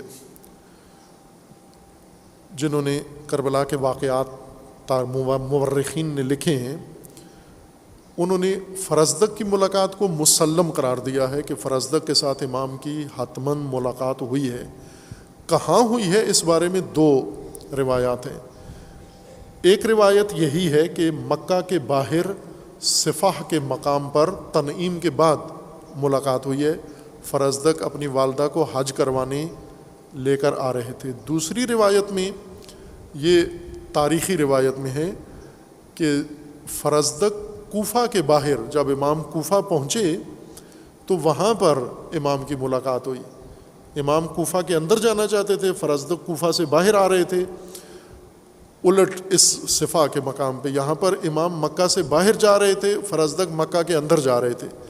دوسری روایت میں ہے کہ امام کوفہ کے اندر جانے کا ارادہ رکھتے تھے اور فرزدق کوفہ سے باہر آ رہے تھے, اور امام نے ان سے وہاں ملاقات ہوئی اور پوچھا تو فرزدق نے کوفہ کے حالات بتائے, یہی جملہ وہاں بیان فرمایا. تو امام علیہ السلام نے فرزدق کے کہنے پر اپنا راستہ بدل لیا. یہ دونوں طرح کی باتیں تاریخ کے اندر موجود ہیں, لیکن دونوں صحیح نہیں ہیں. کبھی بھی متضاد باتیں کہیں بھی ہوں صحیح نہیں ہوتی. امام خمینی فرماتے تھے پاکستانیوں کو یہ سمجھانا بہت ضروری ہے, چونکہ یہ پاکستانیوں کے نام پیغام میں امام نے یہ جملہ لکھا ہے شہید حسینی کی شہادت پر کہ یہ حقیقت علماء کو اپنی قوم کو بتانی چاہیے کہ دو متضاد راستے دونوں دینی نہیں ہو سکتے. یہ خصوصاً پاکستانیوں کے لیے امام نے یہ جملہ لکھا ہے, چونکہ پاکستان میں یہ ذہنیت ہے کہ اگر دو باتیں دین کی ہیں, دونوں متضاد ہیں, تو دونوں ٹھیک ہیں. دو عالم دین کے ہیں, دونوں متضاد راہوں پہ جا رہے ہیں, دونوں عالم ہیں, دونوں سر آنکھوں پر. اسی طرح دو تفسیریں متضاد ہیں, دونوں ٹھیک ہیں. یہ پاکستانیوں کا مزاج ہے کہ متضاد راہوں کو ٹھیک کا سرٹیفکیٹ دے دیتے ہیں اور متضاد راہوں پہ دونوں پہ چل بھی لیتے ہیں. صبح ایک جگہ جاتے ہیں, شام کو دوسری جگہ چلے جاتے ہیں. صبح ایک پارٹی میں ہوتے ہیں, شام کو دوسری پارٹی میں چلے جاتے ہیں. ایم این اے ایک پارٹی کا چنتے ہیں, ایم پی اے دوسری پارٹی کا جا کے چن لیتے ہیں. ناشتہ کسی کے ہاں کرتے ہیں, ڈنر کسی اور کے دسترخوان پر کر لیتے ہیں.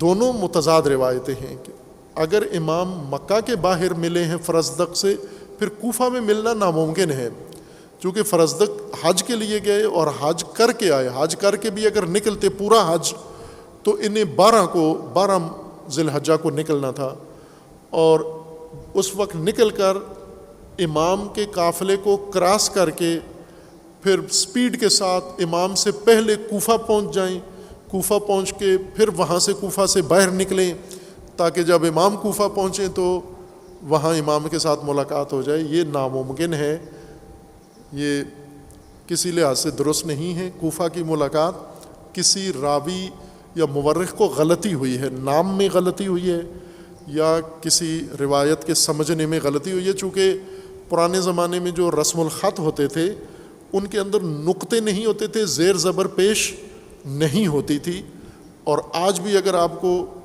عربی عبارت نقطوں کے بغیر اور زیر زبر پیش کے بغیر اگر آپ کو لکھ کے دی جائے تو آپ ایسے ہی معنی کریں گے، کوئی کیا معنی کرے گا، کوئی اور معنی کرے گا۔ اس وجہ سے بھی غلطیاں ہوئی ہیں، یہ کسی راوی کی غلطی کی وجہ سے ہوا ہے۔ درست بات جس کو محقق علماء نے ذکر کیا، جیسے شیخ مفید رحمۃ اللہ علیہ جنہوں نے مقتل کربلا ذکر کیا ہے، ان کی روایت یہی ہے کہ مکہ میں ملاقات ہوئی، مکہ کے باہر، کوفہ میں نہیں ہوئی۔ فرزدق کوفہ اگر پہنچے بھی ہیں تو امام کے بعد پہنچے ہیں، امام کی موجودگی میں نہیں پہنچے۔ دوسری جو روایت ہے وہ اسی موقع کے بارے میں ہے کہ مکہ میں امام علیہ السلام سے جب فرزدق ملے اور فرزدق نے امام سے پوچھا تو امام نے اس کے جواب میں یہ روایت بھی آگے مزید فرمائی۔ پہلی روایت میں وہی جملہ ہے، دوسری میں یہ ہے کہ امام نے فرمایا یا فرزدق ان ہؤلاء قوم لزموا طاعۃ الشیطان، اے فرزدق میرا جس قوم سے مقابلہ ہے، جس قوم کے ہاتھوں میں مکہ چھوڑ کے کوفہ کی جانب جا رہا ہوں، یہ وہ لوگ ہیں جنہوں نے شیطان کی اطاعت کو اپنا لیا ہے، شیطان کی اطاعت کی پابندی کر لی ہے۔ وَتَرَكُوا طَاعَةَ الرَّحْمَنِ، اے فرزدق اس قوم نے اللہ کی اطاعت ترک کر کے شیطان کی اطاعت اختیار کر لی ہے۔ وَأَظْهَرُوا الْفَسَادَ فِي الْأَرْضِ، انہوں نے زمین پر فساد پھیلا دیا ہے۔ وَأَبْطَلُوا الْحُدُودَ، اللہ کی حدود ساری باطل قرار دی ہیں، معطل قرار دی ہیں، توڑ دی ہیں۔ وَشَرِبُوا الْخُمُورَ، یہ شراب پیتے ہیں کھلم کھلا۔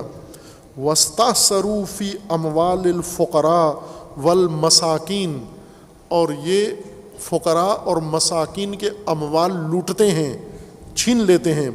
وَأَنَا، امام نے اپنا فرمایا فرزدق کو، وَأَنَا یعنی میں حسین ابن علی اولا من قام بنصرت دین اللہ، میں اولا ہوں، میں سزاوار ہوں، میں مناسب ہوں، میں اس کام کے لیے منتخب ہوا ہوں، مجھے اس کام کے لیے چنا گیا ہے کہ اللہ کے دین کی نصرت کروں، واعزاز شرعہ، اور اس کی شریعت کو بلند کروں، اعزاز دوں، والجہاد فی سبیلہ، اور اللہ کی راہ میں میں جہاد کروں، میں اس کام کے لیے منتخب ہوا ہوں اس قوم کے مقابلے میں۔ لِتَكُونَ کلمۃ اللہ ہی العلیٰ، کیوں یہ سب کچھ میں کر رہا ہوں؟ لِتَكُونَ کلمۃ اللہ ہی العلیٰ، یہاں لکھا ہوتا ہے پیچھے، آج انہوں نے جس دن چاہیے تھا کلمۃ اللہ ہی العلیٰ یہاں لکھا ہوا اسی دن ہٹا دیا ہے ہماری انتظامیہ نے، چونکہ ڈیکوریشن کرتے ہیں یہ اس موضوع کی طرف توجہ نہیں کرتے۔ امام حسین علیہ السلام فرماتے ہیں کہ میرا قیام کس کے لیے ہے؟ لِتَكُونَ کلمۃ اللہ ہی العلیٰ، یہ قرآن کی آیت ہے، امام حسین علیہ السلام کے قیام کا مقصد ہے اور شعار ہے کربلا کا، تاکہ کلمہ خدا بلند ہو، برتر ہو، حکم خدا بلند تر ہو، حکومت خدا حاکم ہو، نافذ و نظام الہی قائم ہو۔ پھر اس کے بعد ایک دو جملے روایت میں اور بھی ہیں۔ وَرَوَى الدِّنْوَرِي أَنَّ الْإِمَامَ قال کیف خلفت الناس بالعراق، امام نے فرزدق سے پوچھا کہ عراقیوں کو کیسے چھوڑ کر آئے ہو، کیا کر رہے تھے، عراقیوں کے حال بتاؤ۔ ابن عساکر نے بھی روایت نقل کی ہے کہ علیہ السلام قال ما ترى اہل الکوفہ صانعین بی، فرزدق یہ بتاؤ کہ کوفی میرے ساتھ کیا کرنے والے ہیں، کوفیوں نے کیا سوچا ہوا ہے۔ اور اس کے جواب میں فرزدق نے کہا تھا کہ تلواریں آپ کے خلاف ہیں اور دل آپ کے ساتھ ہیں۔ یہ تاریخ کی عبارت ہے، اور امام حسین علیہ السلام کے فرامین ہیں جو فرزدق کی ملاقات میں امام علیہ السلام کے اور ان کے درمیان تبادلہ ہوئے ہیں۔ اور یہ بہت ہی اہم خطبہ ہے، بہت ہی بنیادی خطبہ ہے۔ اس کے اندر ہر خطبہ جہاں بھی امام نے بیان فرمایا وہ سید الشہداء علیہ السلام کی اس نہضت اور تحریک اور قیام کی حقیقت کو کھولنے کے لیے بہت اہمیت والی چیز ہے، لیکن یہ خطبہ ان باقی خطبات سے زیادہ اہمیت والا ہے کہ اس کے اندر امام نے ان نکات کی طرف اشارہ کیا ہے۔ اس تشریح سے پہلے کہ امام علیہ السلام کے اس فرمان کو کھولیں ہم اور سمجھنے کی کوشش کریں اور کیا امام فرما رہے ہیں اس مختصر خطبے میں، ہمیں کربلا کا ماجرا اور کربلا کا قیام سمجھنے کے لیے عصر کربلا، زمانہ کربلا، وہ حالات، وہ لوگ، وہ تمام عناصر سمجھنا ضروری ہیں۔ صرف یہ قیام کربلا باقی حالات سے کٹ کر انجام نہیں پا رہا۔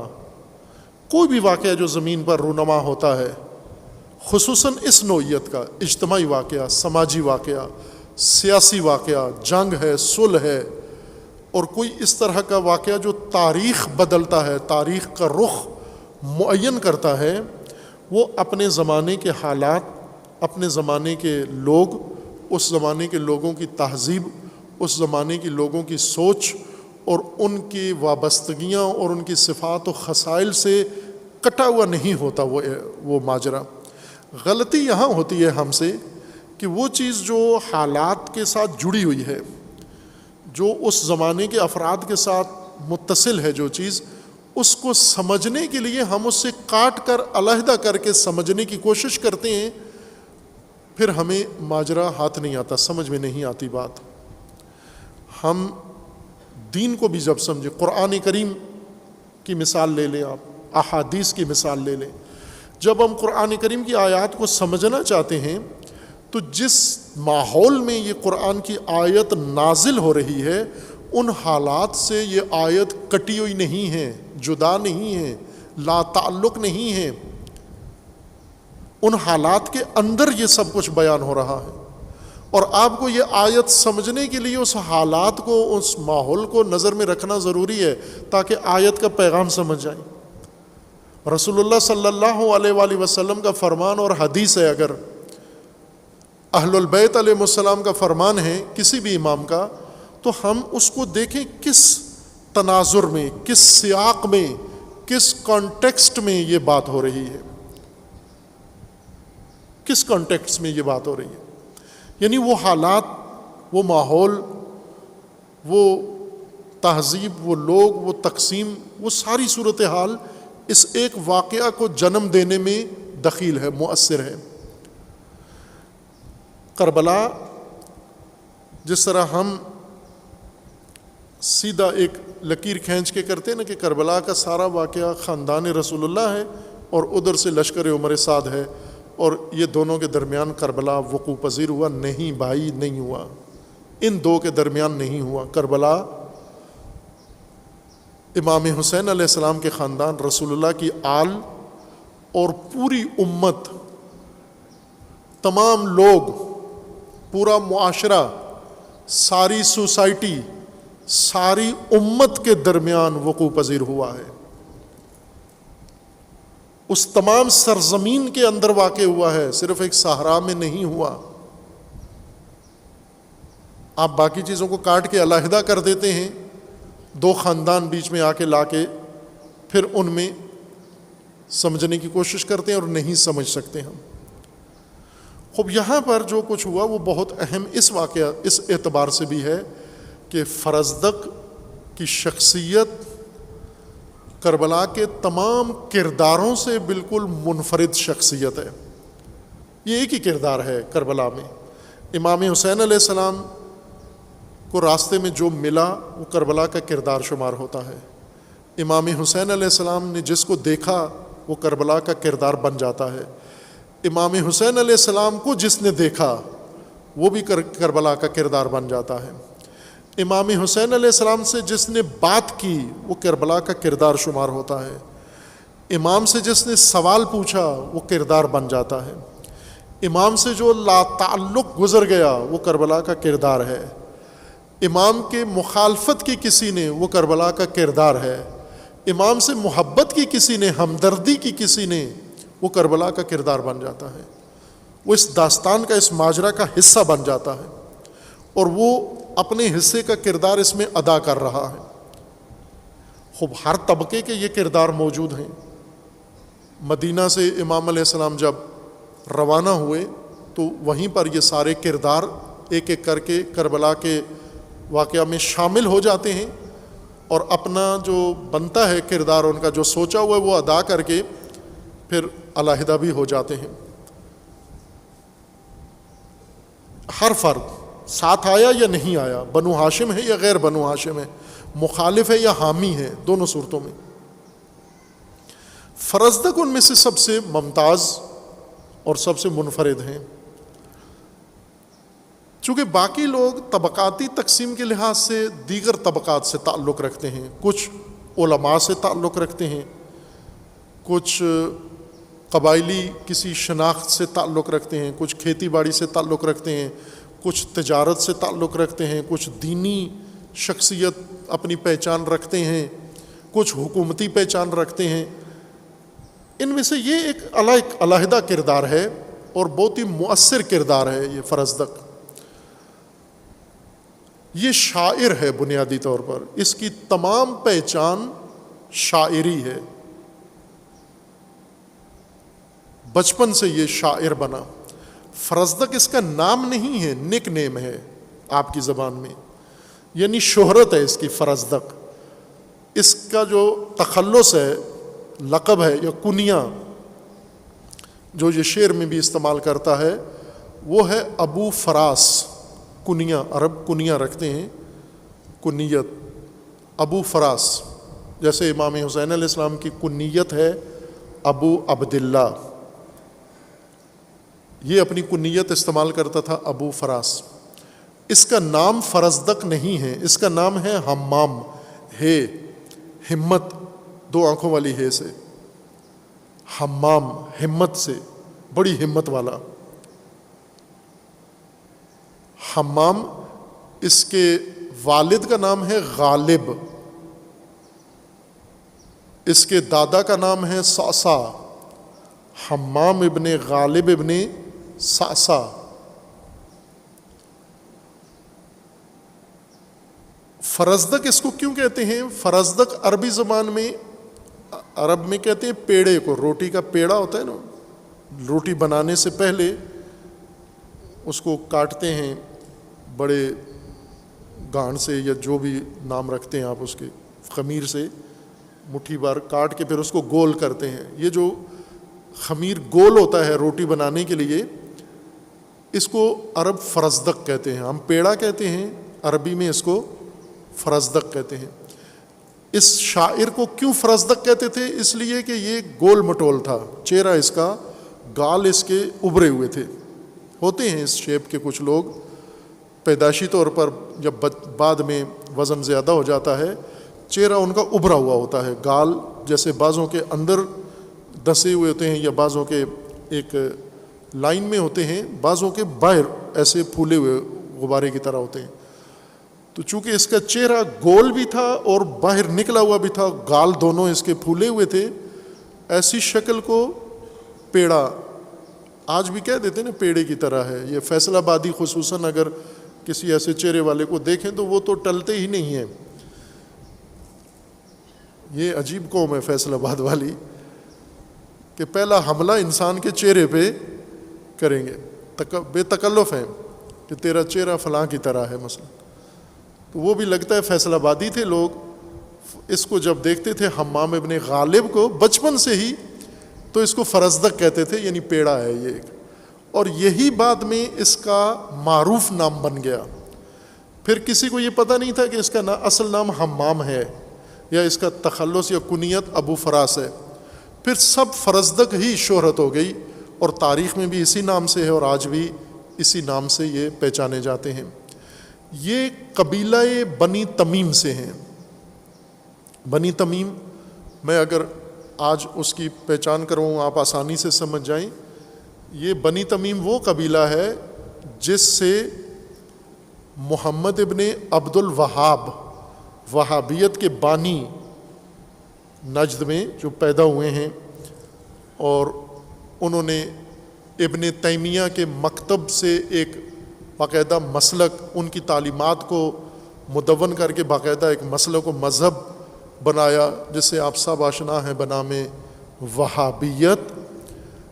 یہ محمد ابن عبد الوہاب اسی قبیلے سے ہیں، بنی تمیم سے ہیں۔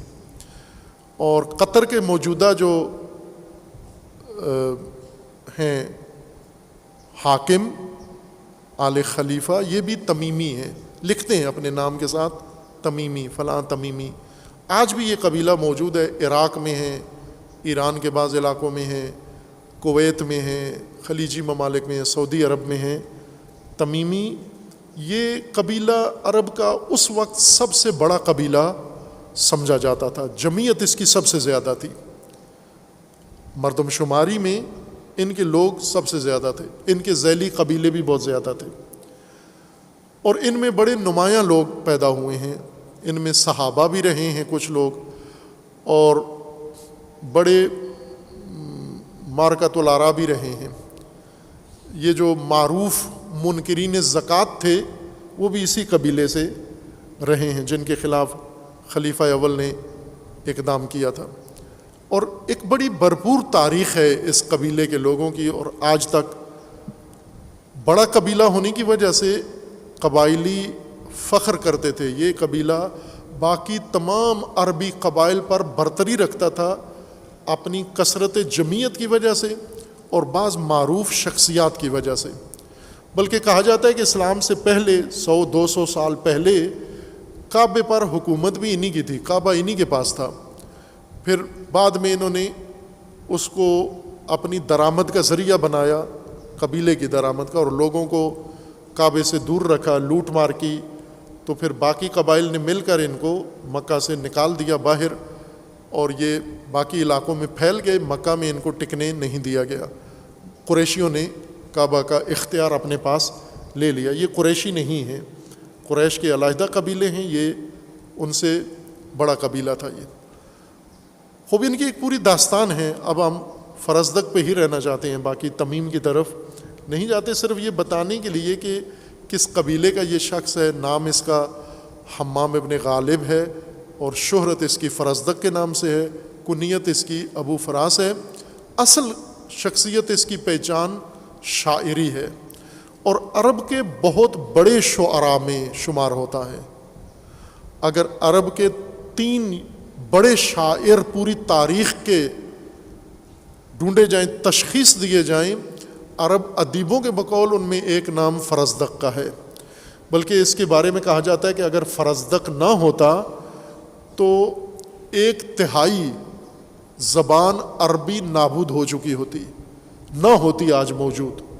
اگر فرزدق کے شعر نہ ہو اور اس کا دیوان نہ ہو اور اس کا کلام اگر نہ ہو، عربی زبان کا 2/3 حصہ ختم ہو جائے گا، 1/3 حصہ پیچھے رہ جائے گا، یا 1/3 حصہ ختم رہ جائے گا، 2/3 باقی رہ جائے گا، 1/3 ختم ہو جائے گا۔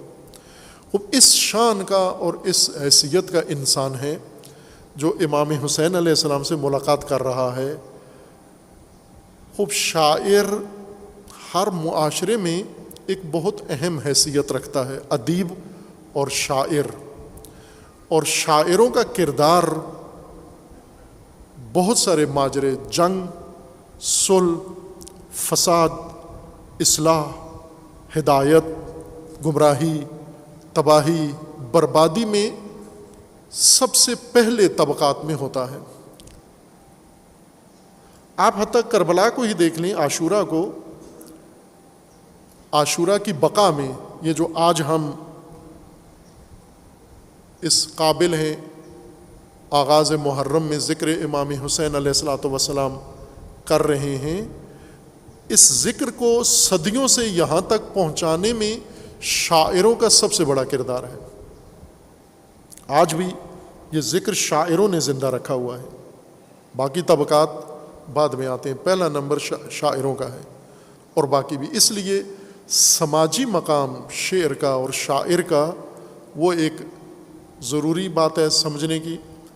اور پھر فرزدق جس زمانے میں تھا، اس زمانے میں یہ شاعر اپنے زمانے کا شاعر تھا، ماضی کا شاعر نہیں تھا، آنے والے زمانے کا بھی شاعر نہیں تھا، اپنے زمانے کا شاعر تھا۔ فرزدق سے وہ زمانہ سمجھ میں آتا ہے، اور اس زمانے سے فرزدق سمجھ میں آتا ہے کہ یہ کیا شاعر تھا۔ اور پھر یہی شاعر جب امامت کے مقابلے میں آتا ہے، سامنے آتا ہے، بائیں کہ محب ہے۔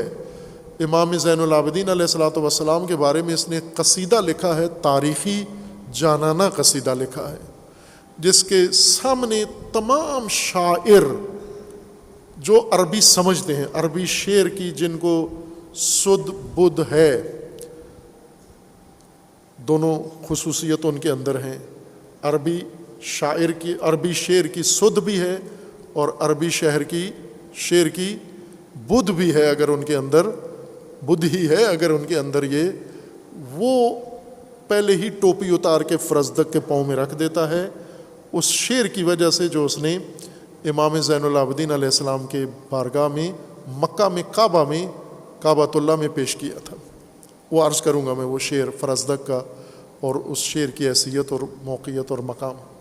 لیکن یہاں پر فرزدق اس کربلا کے سفر میں ایک کردار ہے، وہ کردار مقرر ہے تاریخ میں اور آج بھی ہے کہ کربلا میں جب فرزدق آتا ہے، فرزدق ایک کریکٹر ہو جاتا ہے۔ یہ کریکٹر جب کربلا میں آتا ہے، کربلا کے سفر میں، کربلا کے کاروان اور کربلا کے پیشوا کے ساتھ اس کا پالا پڑتا ہے، یہ کریکٹر کیا کردار ادا کرتا ہے، یہ جاننا یہاں ضروری ہے۔ اور امام حسین علیہ السلام نے اس کریکٹر کے جواب میں جو کچھ بیان فرمایا، وہ مقصد سید الشہداء نے بیان فرمایا کہ یہاں پر فرزدق یہ قوم کیا ہے اور میں کیا ہوں، میں کس لیے جا رہا ہوں اور یہ قوم کیا سوچ رہی ہے۔ اسے انشاءاللہ آنے والی مجالس میں اللہ تعالیٰ نے توفیق دی تو انشاءاللہ عرض کیا جائے گا۔ میں نے اشارہ ابھی کیا تھا آپ کی خدمت میں اسی خطبہ امام علیہ السلام کی تفسیر کے طور پر کہ یہ روایت فرزدق کے ملاقات کی کہ یہ ملاقات کوفہ کے باہر نہیں ہوئی، کوفہ کے دروازے کے باہر نہیں ہوئی، بلکہ مکہ کے دروازے کے باہر ہوئی ہے۔ یہ عالم بزرگوار، فقیہ نامدار، اور در حقیقت میں اگر اس کو کہہ دوں معلم اسلام و تشیع، حضرت شیخ الفقہاء، امام فقہ و فقاہت کے شیخ مفید رضوان اللہ تعالی علیہ بے جا نہیں ہوگا۔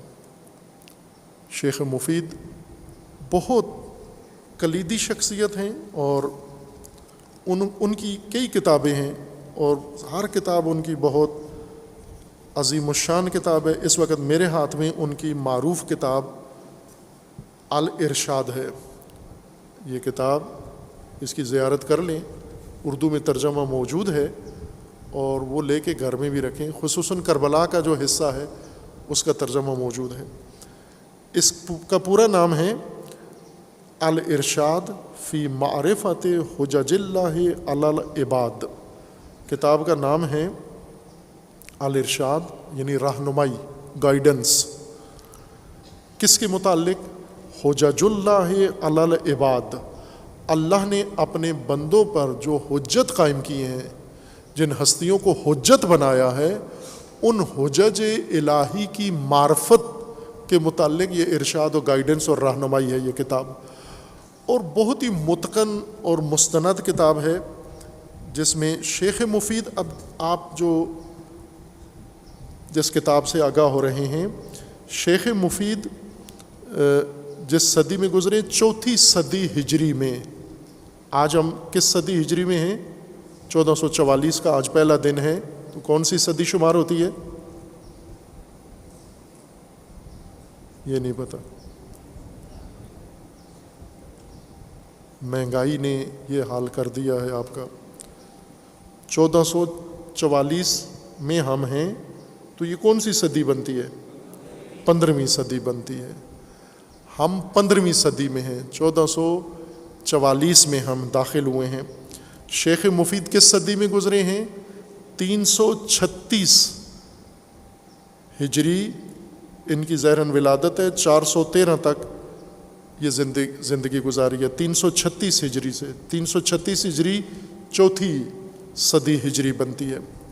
4تھی صدی ہجری میں، یعنی آج سے کتنے سال پہلے؟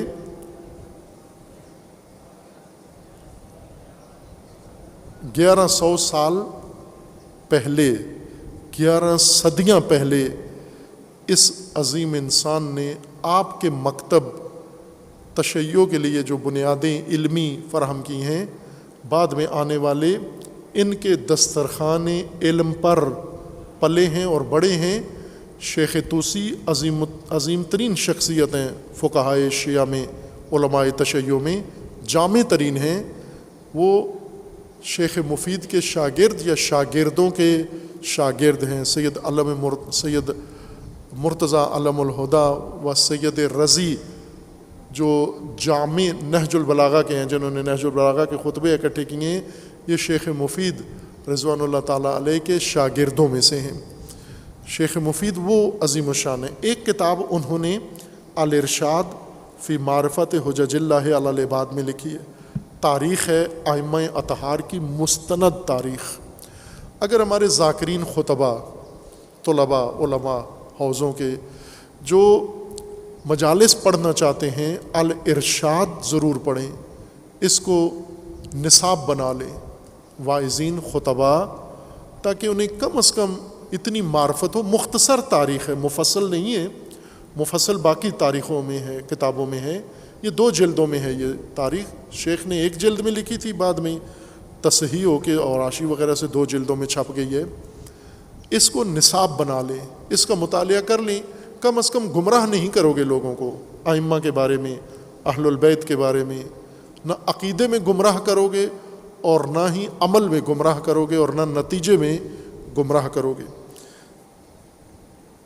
جناب شیخ مفید رحمۃ اللہ علیہ نے جہاں اور بہت سارے خوبصورت ابواب اس کتاب کے اندر ذکر فرمائے ہیں، ان میں امام حسین علیہ الصلوۃ والسلام کا مقتل بھی تفصیل کے ساتھ ذکر کیا ہے۔ باقی مقاتل بھی ہیں، پچھلی دفعہ آپ کی خدمت میں لہوف کا تعارف کروایا تھا اور اس کا متن پڑھ کے سنایا تھا، اور یہ ضروری ہے یہ کام عزیزان، تاکہ ہماری قوم کو بھی پتہ چلے کہ کربلا کی ایک مستند تاریخ بھی ہے، سب کچھ ذاکری نہیں ہے، یہی نہیں ہے، یہ جو مواد ہے یہ گڑھا ہوا ہے، اکثر مواد خود ساختہ ہے۔ یہ جتنا آپ سنتے ہیں اور بڑا دلسوز قسم کا واقعات بتاتے ہیں، یہ سب بنایا گیا ہے۔ مستند تاریخ اور مقتل جو کتابوں کے اندر موجود ہے، اور سب سے بہتر کتاب یہی الارشاد ہے۔ اس میں میں منتخب حصہ آپ کی خدمت میں عرض کروں گا، سارا پڑھ نہیں سکتے 10 دنوں کے اندر، ہر چند میری یہ خواہش ہے کہ اسے ہم باقاعدہ کتاب کے طور پر پڑھیں، اس پوری کتاب کو، خصوصاً جو امام حسین علیہ الصلوۃ والسلام کے متعلق ہے، اس کو جانیں ہم، تاکہ ہمیں یقین ہو جائے۔ یہ روایت فرزدق بھی انہوں نے فرمایا ہے کہ جس طرح باقی مورخین نے لکھا ہے کہ یہ ماجرا مکہ کے باہر وقوع پذیر ہوا ہے۔ میں یہی روایت یہاں آپ کی خدمت میں عرض کر دیتا ہوں۔ وکان خروج مسلم ابن عقیل رحمۃ اللہ علیہما بالکوفہ، حضرت مسلم ابن عقیل، پہلے آپ کی خدمت میں یہ ایسا عرض کیا ہے، تفصیل کے ساتھ عرض کیا ہے، حضرت مسلم ابن عقیل کو امام علیہ السلام نے کوفہ روانہ کیا، وہ کوفہ پہنچ گئے اور کوفہ والوں سے بیعت بھی کی، کوفہ والوں سے لشکر بھی تشکیل دے لیا، اور پھر کوفہ کے حالات بدل گئے، حاکم بدل گیا، نعمان ابن بشیر کی جگہ عبید اللہ ابن زیاد آ گیا، عبید اللہ ابن زیاد نے آ کے کوفے کے حالات کو بدل دیا، اکیلا فرد واحد بصرہ سے کوفہ آیا، اور کوفہ میں 18,000 کا مسلح لشکر تھا۔ یہ 18,000 مسلح آدمی ایک فرد کے سامنے تسلیم ہو گئے، ڈھیر ہو گئے، اور اس نے حالات بدل دیے۔ اس ایک فرد نے انہی کوفیوں کے ہاتھوں امام حسین علیہ السلام کو شہید کروایا، اور ان میں بہت سارے ایسے تھے جنہوں نے خط لکھے ہوئے تھے۔ حضرت مسلم ابن عقیل نے ایک موقع پر کوفیوں کے ذریعے سے عبید اللہ پر حملہ بھی کیا، خروج بھی کیا، قیام بھی کیا امام حسین علیہ السلام کے پہنچنے سے پہلے۔ جناب شیخ مفید وہ ماجرا یہاں ذکر کر رہے ہیں، جب ہانی ابن عروہ کو، جو میزبان تھے حضرت مسلم ابن عقیل کے، انہیں عبید اللہ نے جب دارالامارہ میں بلا کے تشدد کیا اور حضرت مسلم کو یقین ہو گیا کہ وہ شہید کر دے گا حضرت ہانی کو، ان کی آزادی اور رہائی کے لیے کوفیوں کو تیار کیا، یہ 18,000، اور دارالامارہ کا محاصرہ کیا، اور اس محاصرے میں جو واقعات پیش آئے کہ صبح یہ محاصرہ شروع ہوا اور 18,000 تھے، اور ظہر کے وقت یہ 5,000 یا 6,000 رہ گئے، اور مغرب کے وقت 5 رہ گئے، مغرب کی نماز کے بعد صرف حضرت مسلم رہ گئے، باقی کوئی بھی نہیں تھا۔ اب یہ عجیب نہیں لگتا آپ کو؟ یہ کوفہ کیا ہے، کوفی کیا ہیں، کہاں چلے گئے؟ یہ شہر ان کے قبضے میں تھا، 18,000 یہ ہیں، اور عبید اللہ کے اندر جتنی فورس تھی وہ ساری دارالامارہ کے اندر ہی تھی، باہر وہ نکل نہیں سکتا تھا۔ یہ 18,000 اگر چاہتے تو دارالامارہ کی اینٹ سے اینٹ بجا دیتے، عبید اللہ کی تکہ بوٹی کر دیتے، لیکن کوفی تھے، اور کوفی کسی لشکر کا حصہ بن جائے، امیر المومنین فرماتے ہیں وائے ہو اس کے اوپر، اس امیر کے اوپر جس کے لشکر کوفی ہیں۔ وہ جناب شیخ مفید ذکر فرماتے ہیں وکان خروج و مسلم ابن عقیل رحمہ اللہ علیہما بالکوفہ یوم الثلاثاء للثمان مزینہ من ذی الحجہ سنہ 60۔ یہ منگل کے دن قیام ہوا، بروز منگل 8 ذی الحجہ کو حضرت مسلم نے 60 ہجری 8 ذی الحجہ حضرت مسلم نے کوفہ میں قیام کیا، دارالامارہ کا محاصرہ کیا۔ وَقَتْلُهُ يَوْمَ الْأَرْبَعَةِ لِتِسْعٍ خَلَوْنَ مِنْهُ يَوْمَ عرفہ، اور شہادت حضرت مسلم بدھ کے دن 9 ذی الحجہ کو ہوئی۔ وَكَانَ تَوَجُّهُ الحسین علیہ السلام من مکہ الی العراق فی یوم خروج مسلم بالکوفہ۔ 8 ذی الحجہ کو حضرت مسلم نے خروج کیا، قیام کیا۔ 8 ذی الحجہ کو امام علیہ السلام نے مکہ سے کوفہ کا عزم کیا۔ وَهُوَ یوم الترویہ، یہ یوم الترویہ ہے۔ بعد مقامہ بمکہ بقیت شعبان و شہر رمضان و شوالا و ذوالقعدہ۔ امام علیہ السلام شعبان 3 شعبان کے بعد بقیہ ماہ شعبان، ماہ رمضان، شوال اور ذی القعدہ و 8 لیال خلون من ذی الحجہ سنۃ 60، اور 8 دن گزرنے کے بعد ذی الحجہ کے یہ 4 مہینے امام علیہ السلام مکہ میں مقیم رہے۔ وَكَانَ قَدْ اجْتَمَعَ إِلَيْهِ مُدَّةُ مَقَامِهِ بِمَكَّةَ نَفَرٌ مِّنْ أَهْلِ الْحِجَازِ ونفر من اہل البصرہ انضاف الی اہل بیتہ و موالیہ۔ ولما اراد الحسین علیہ السلام التوجہ الی العراق طاف بالبیت، امام حسین علیہ السلام نے جب مکہ سے نکلنے کا ارادہ کیا، طواف کیا، وسعی بین الصفا والمروہ، سعی کی صفا اور مروہ کے درمیان 8 ذی الحجہ کو، وأحل من احرامہ وجعلها عمرۃ، اور احرام حج کا عمرہ میں تبدیل کر دیا اور محل ہو گئے، احرام کھول دیا، لأنه لم يتمكن من تمام الحج۔ یہ بات اپنی جگہ ہے کہ امام علیہ السلام نے حج کا احرام باندھا تھا، عمرہ میں تبدیل کیا، یا شروع سے ہی عمرہ کا احرام باندھا تھا، حج کا نہیں تھا، اور عمرہ کر کے امام علیہ السلام مکہ سے خارج ہو گئے۔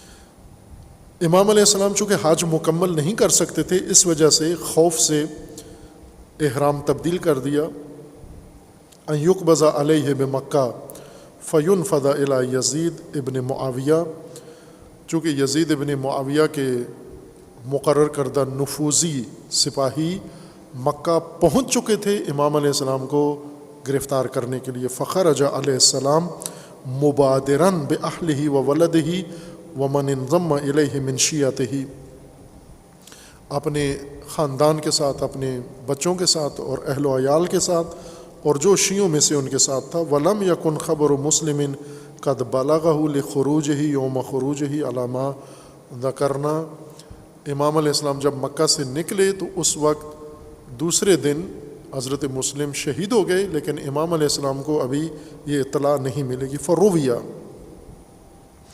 عن الفرزدق الشاعر انہ قال حججت بأمی فی سنۃ 60، روایت فرزدق سے ہے، انہوں نے کہا ہے کہ میں اپنی والدہ کے ساتھ 60 ہجری میں حج کے لیے گیا۔ فبین انا اسوق بعیرہا حین دخلت الحرم اذ لقیت الحسین ابن علی علیہم السلام خارجا من مکہ معہ اسیافہ وتراسہ، فقلت لمن ھذا القطار فقال للحسین ابن علی۔ فرزدق کہتے ہیں میں نے امام کا کاروان دیکھا، پوچھا یہ کس کا کاروان ہے، بتایا گیا حسین ابن علی کا ہے، تو میں آگے بڑھ کر ان سے ملا۔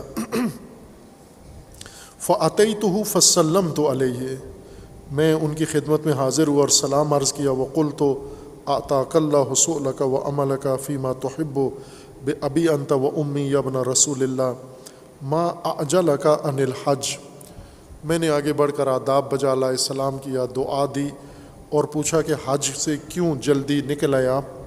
فقال لو لم اعجل لاخذت، اگر میں تعجیل نہ کرتا، جلدی نہ کرتا تو میں پکڑا جاتا۔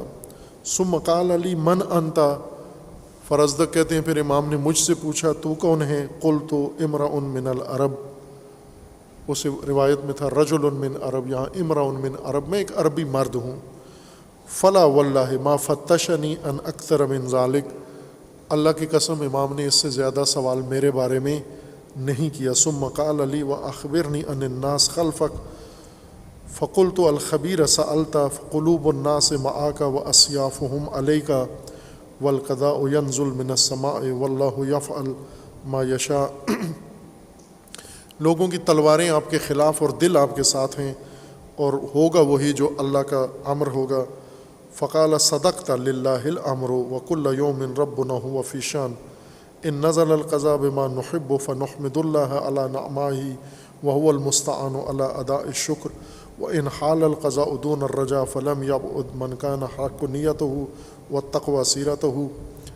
امام نے فرمایا کہ اگر جو میں چاہتا ہوں اللہ نے وہی کر دیا تو میں حمد خدا بجا لوں گا اور شکر کے لیے اس سے مدد مانگوں گا، اور اگر ایسے نہ ہوا تو اس کا کوئی نقصان نہیں ہوا جس کی نیت صاف تھی اور جس کی سیرت تقوی ہے۔ فقلت له اجل بلغک اللہ ما تحب وکفاک ما تحذر، وسألته عن اشیاء من نذور ومناسک فاخبرنی وحرک راحلته وقال السلام علیک ثم افترقنا، امام علیہ السلام نے جواب دے کر، شرعی مسائل کا جواب دے کر گھوڑے کو ایڑ لگائی، فرزدق کھڑے ہوئے تھے اور امام چل پڑے، والسلام کہہ کر امام نے خدا حافظ کر دیا۔ خوب یہاں پر عزیزان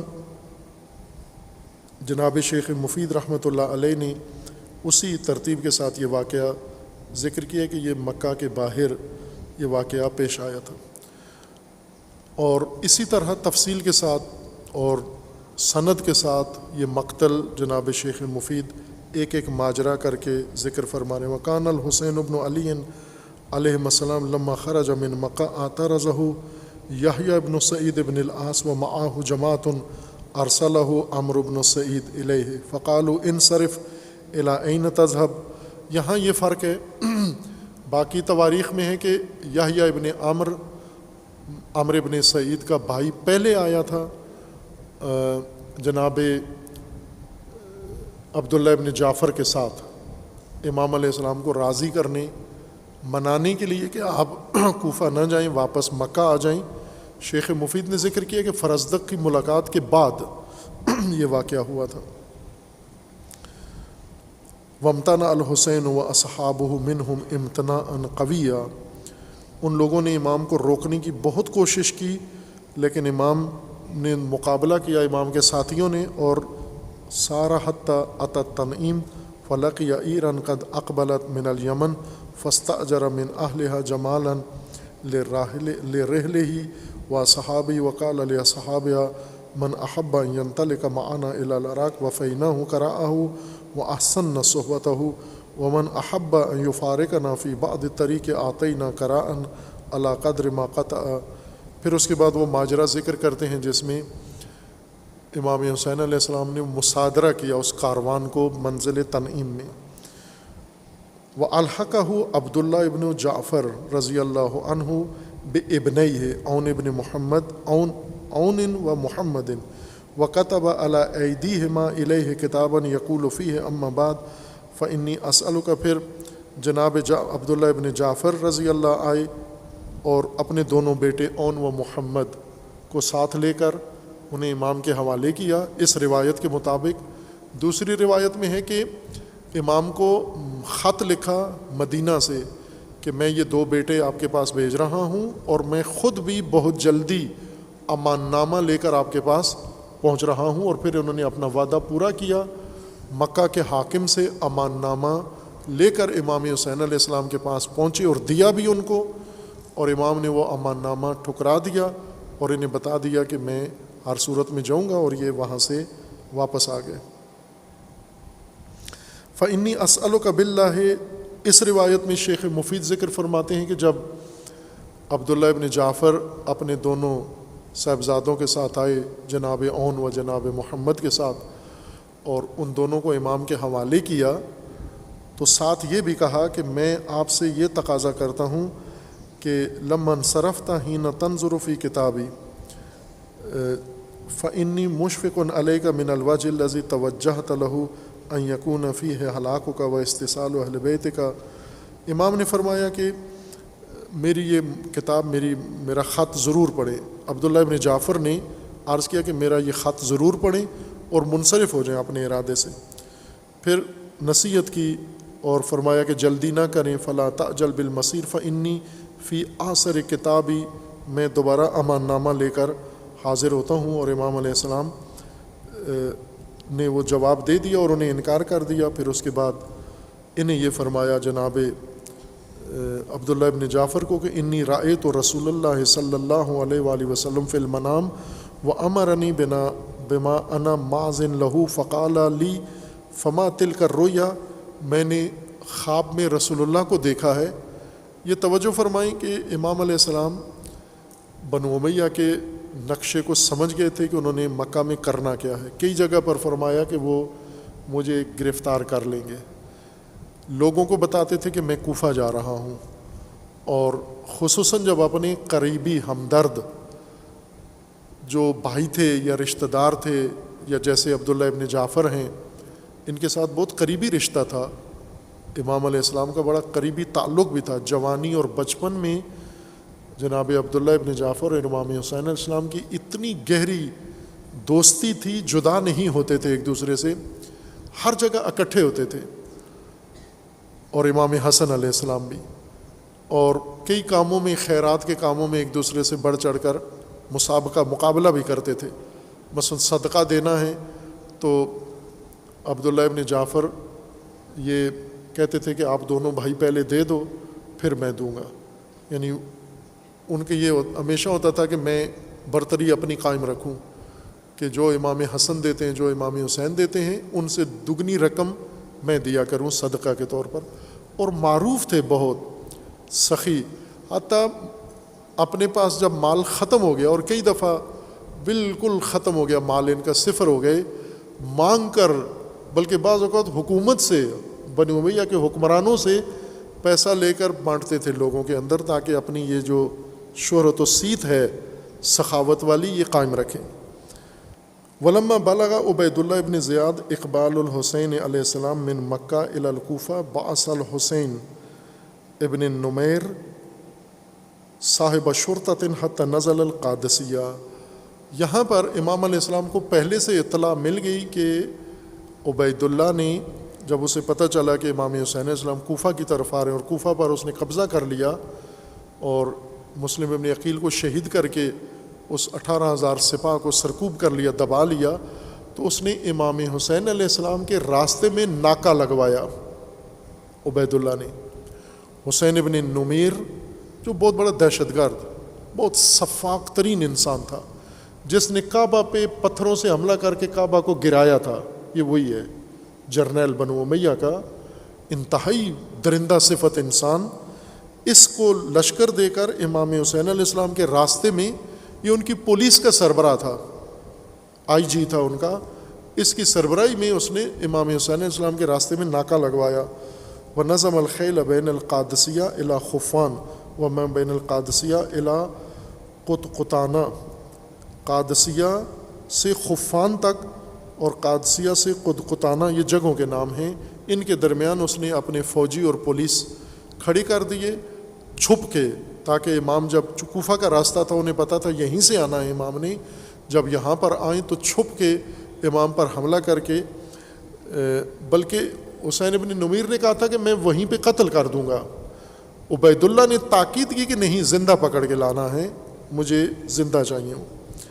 وقال الناس هذا الحسین يريد العراق ولما بلغ الحسین علیہ السلام الحاجر من بطن الرمہ بعث قیس بن مسہر السیداوی ويقال بل بعث اخاہ عن الرضاعۃ عبد اللہ ابن یقطر الى اہل الکوفہ ولم یکن علیہ السلام علم بخبر مسلم ابن عقیل رحمہ اللہ۔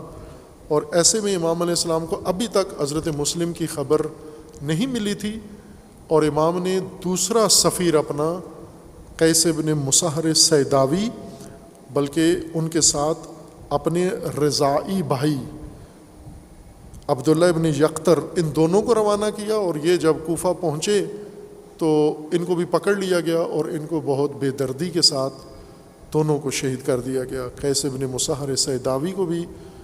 لیکن جو خط امام نے ان کو دیا تھا، قیس نے وہ خط وہ چبا لیا اور ان کو نہیں ملنے دیا، اور وہ خط اب شروع ہوتا ہے جو امام حسین علیہ السلام نے قیس ابن مسہر سیداوی کے ہاتھ لکھ کر بھیجا تھا۔ یہ خط بعد میں آپ کی خدمت میں پڑھ کے سناؤں گا آپ کو، تاکہ آپ کو امام کی زبان سے امام کا سفر معلوم ہو جائے، اور امام کے ہمراہ کاروان امام حسین میں آپ کربلا تک پہنچیں، لیکن کربلا پہنچ کر رسم ادا نہ کریں جس طرح، اور کوفیوں کی طرح بھی نہیں کہ جذبات دکھا کے پھر جب وقت آئے تو رویہ بدل جائے، بلکہ جیسا عرض کیا تھا اس محرم کو تجدید کریں، اپنی ہر چیز میں تجدید کریں، امام حسین علیہ السلام کے ساتھ اپنے عہد کی تجدید کریں، اور وہ کام عہد کر لیں کرنا جو امام حسین علیہ السلام نے کیے، انکار کریں اپنے زمانے کے یزید کا، بیعت کا، اور پھر جتنا مال ناحق دین کا لوگوں نے قبضے میں کیا ہوا ہے اس کو مصادرہ کریں، کم از کم مصادرہ نہیں کر سکتے اس موضوع مصادرہ کو بتائیں تو صحیح لوگوں کو، امام حسین علیہ السلام اگر پاکستان میں آج ہوتے اور امام کو علم ہوتا کہ کتنا مال امامت کا، امام کا مال، سہم امام، خمس امام کہاں کہاں ہے، تو پہلا قدم یہی کرواتے، آپ کو ماتم بعد میں کرواتے، مصادرہ پہلے کرواتے۔ یہ اگر کریں تو آپ نے کربلا میں شمولیت اختیار کر لی ہے، کربلا کے کاروان کا حصہ بن گئے ہیں آپ، اور کربلا کے ساتھ شامل ہو گئے ہیں۔ اب شاعروں نے بھی اپنا کردار ادا کیا، شعر بھی کہے، لیکن جو امام چاہتے تھے وہ کام نہیں کیا۔ وہ کام امام کا آپ سے توقع ہے، اور اگر آج بھی وہ کام انجام پا جائے تو یقین جان لیں کہ آپ کا تو اعتقاد ہے نا کہ امام شہید ہونے کے بعد بھی زندہ ہیں۔ شہید اسی وجہ سے ہیں کہ ناظر ہیں ہمارے اعمال پر، ہمارے کاموں کے اوپر اور ہماری حرکات و سکنات کے اوپر، اور گواہی دیں گے۔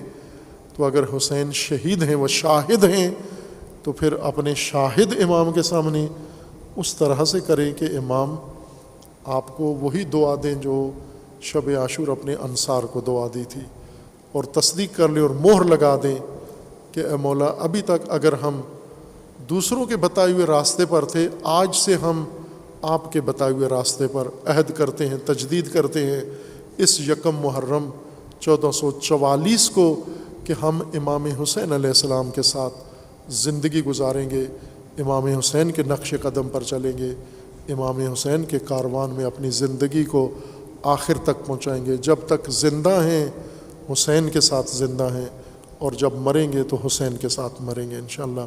اور اللہ تعالیٰ آپ کو زندگی میں امام حسین کے ساتھ معشور فرمائے، موت آپ کی امام حسین کے ساتھ معشور فرمائے، موت کے بعد اللہ تعالیٰ ہم سب کو امام حسین علیہ السلام کے ساتھ معشور فرمائے۔ اللہم انی اسألک بحق اسمک العظیم العظم العز الاجل الاکرم یا اللہ یا اللہ یا اللہ یا اللہ یا اللہ۔ خدا بندہ بحق اسماء حسنائے خود، بحق امام حسین علیہ السلام، بحق شہدائے کربلا، بحق رسول اللہ، بحق فاطمہ الزہرا، بحق عطرت طاہرہ، پروردگارہ ہمارے اس قلیل سے ذکر کو اپنی بارگاہ میں قبول فرما، مومنین کے اخلاص و خلوص کو شرف قبولیت عطا فرما، جو مومنین اس دنیا سے رحلت کر کے انہیں جوار رحمت میں مقام عطا فرما، جو مریض علیل ہیں انہیں شفاء کاملہ عطا فرما۔ برسات کے بارشوں میں ملک بھر میں، سیلابی ریلوں میں متعدد مومنین مسلمین پاکستانیوں کے گھر ویران ہوئے ہیں۔ خدا بندہ جو ان سیلابوں کی نظر ہوئے، جان بحق ہوئے ہیں، ان کی مغفرت فرما، ان کے خاندانوں کو صبر و استقامت عطا فرما۔ جن کا مالی نقصان ہوا ہے، حکومت کو، مومنین کو، مسلمین کو توفیق عطا فرما، ان خسارت دیدہ مسلمانوں کی مدد کرنے کی توفیق عطا فرما۔ خدا بندہ ملک کے ساتھ خیانت ہو رہی ہے، ملک پاکستان تباہ ہو رہا ہے، ملک پاکستان کے ساتھ جنایت ہو رہی ہے، پروردگارہ اس مملکت کو ان خیانت کاروں کے شر سے محفوظ فرما، اس ملک کو ان جنایت کاروں کے شر سے محفوظ فرما۔ اس ملک کے اندر پروردگارہ نظام الہی، نظام امامت کے قیام کے لیے اسباب مہیا فرما، اس امت کو بیداری و شعور عطا فرما، ان کے اندر وحدت و الفت قائم فرما۔ اپنے ولی حق ولی اللہ الاعظم اجل اللہ تعالی فرج و شریف کا جلد از جلد ظہور فرما، ہمیں حضرت کے اعوان و انصار میں سننے کی توفیق عنایت فرما۔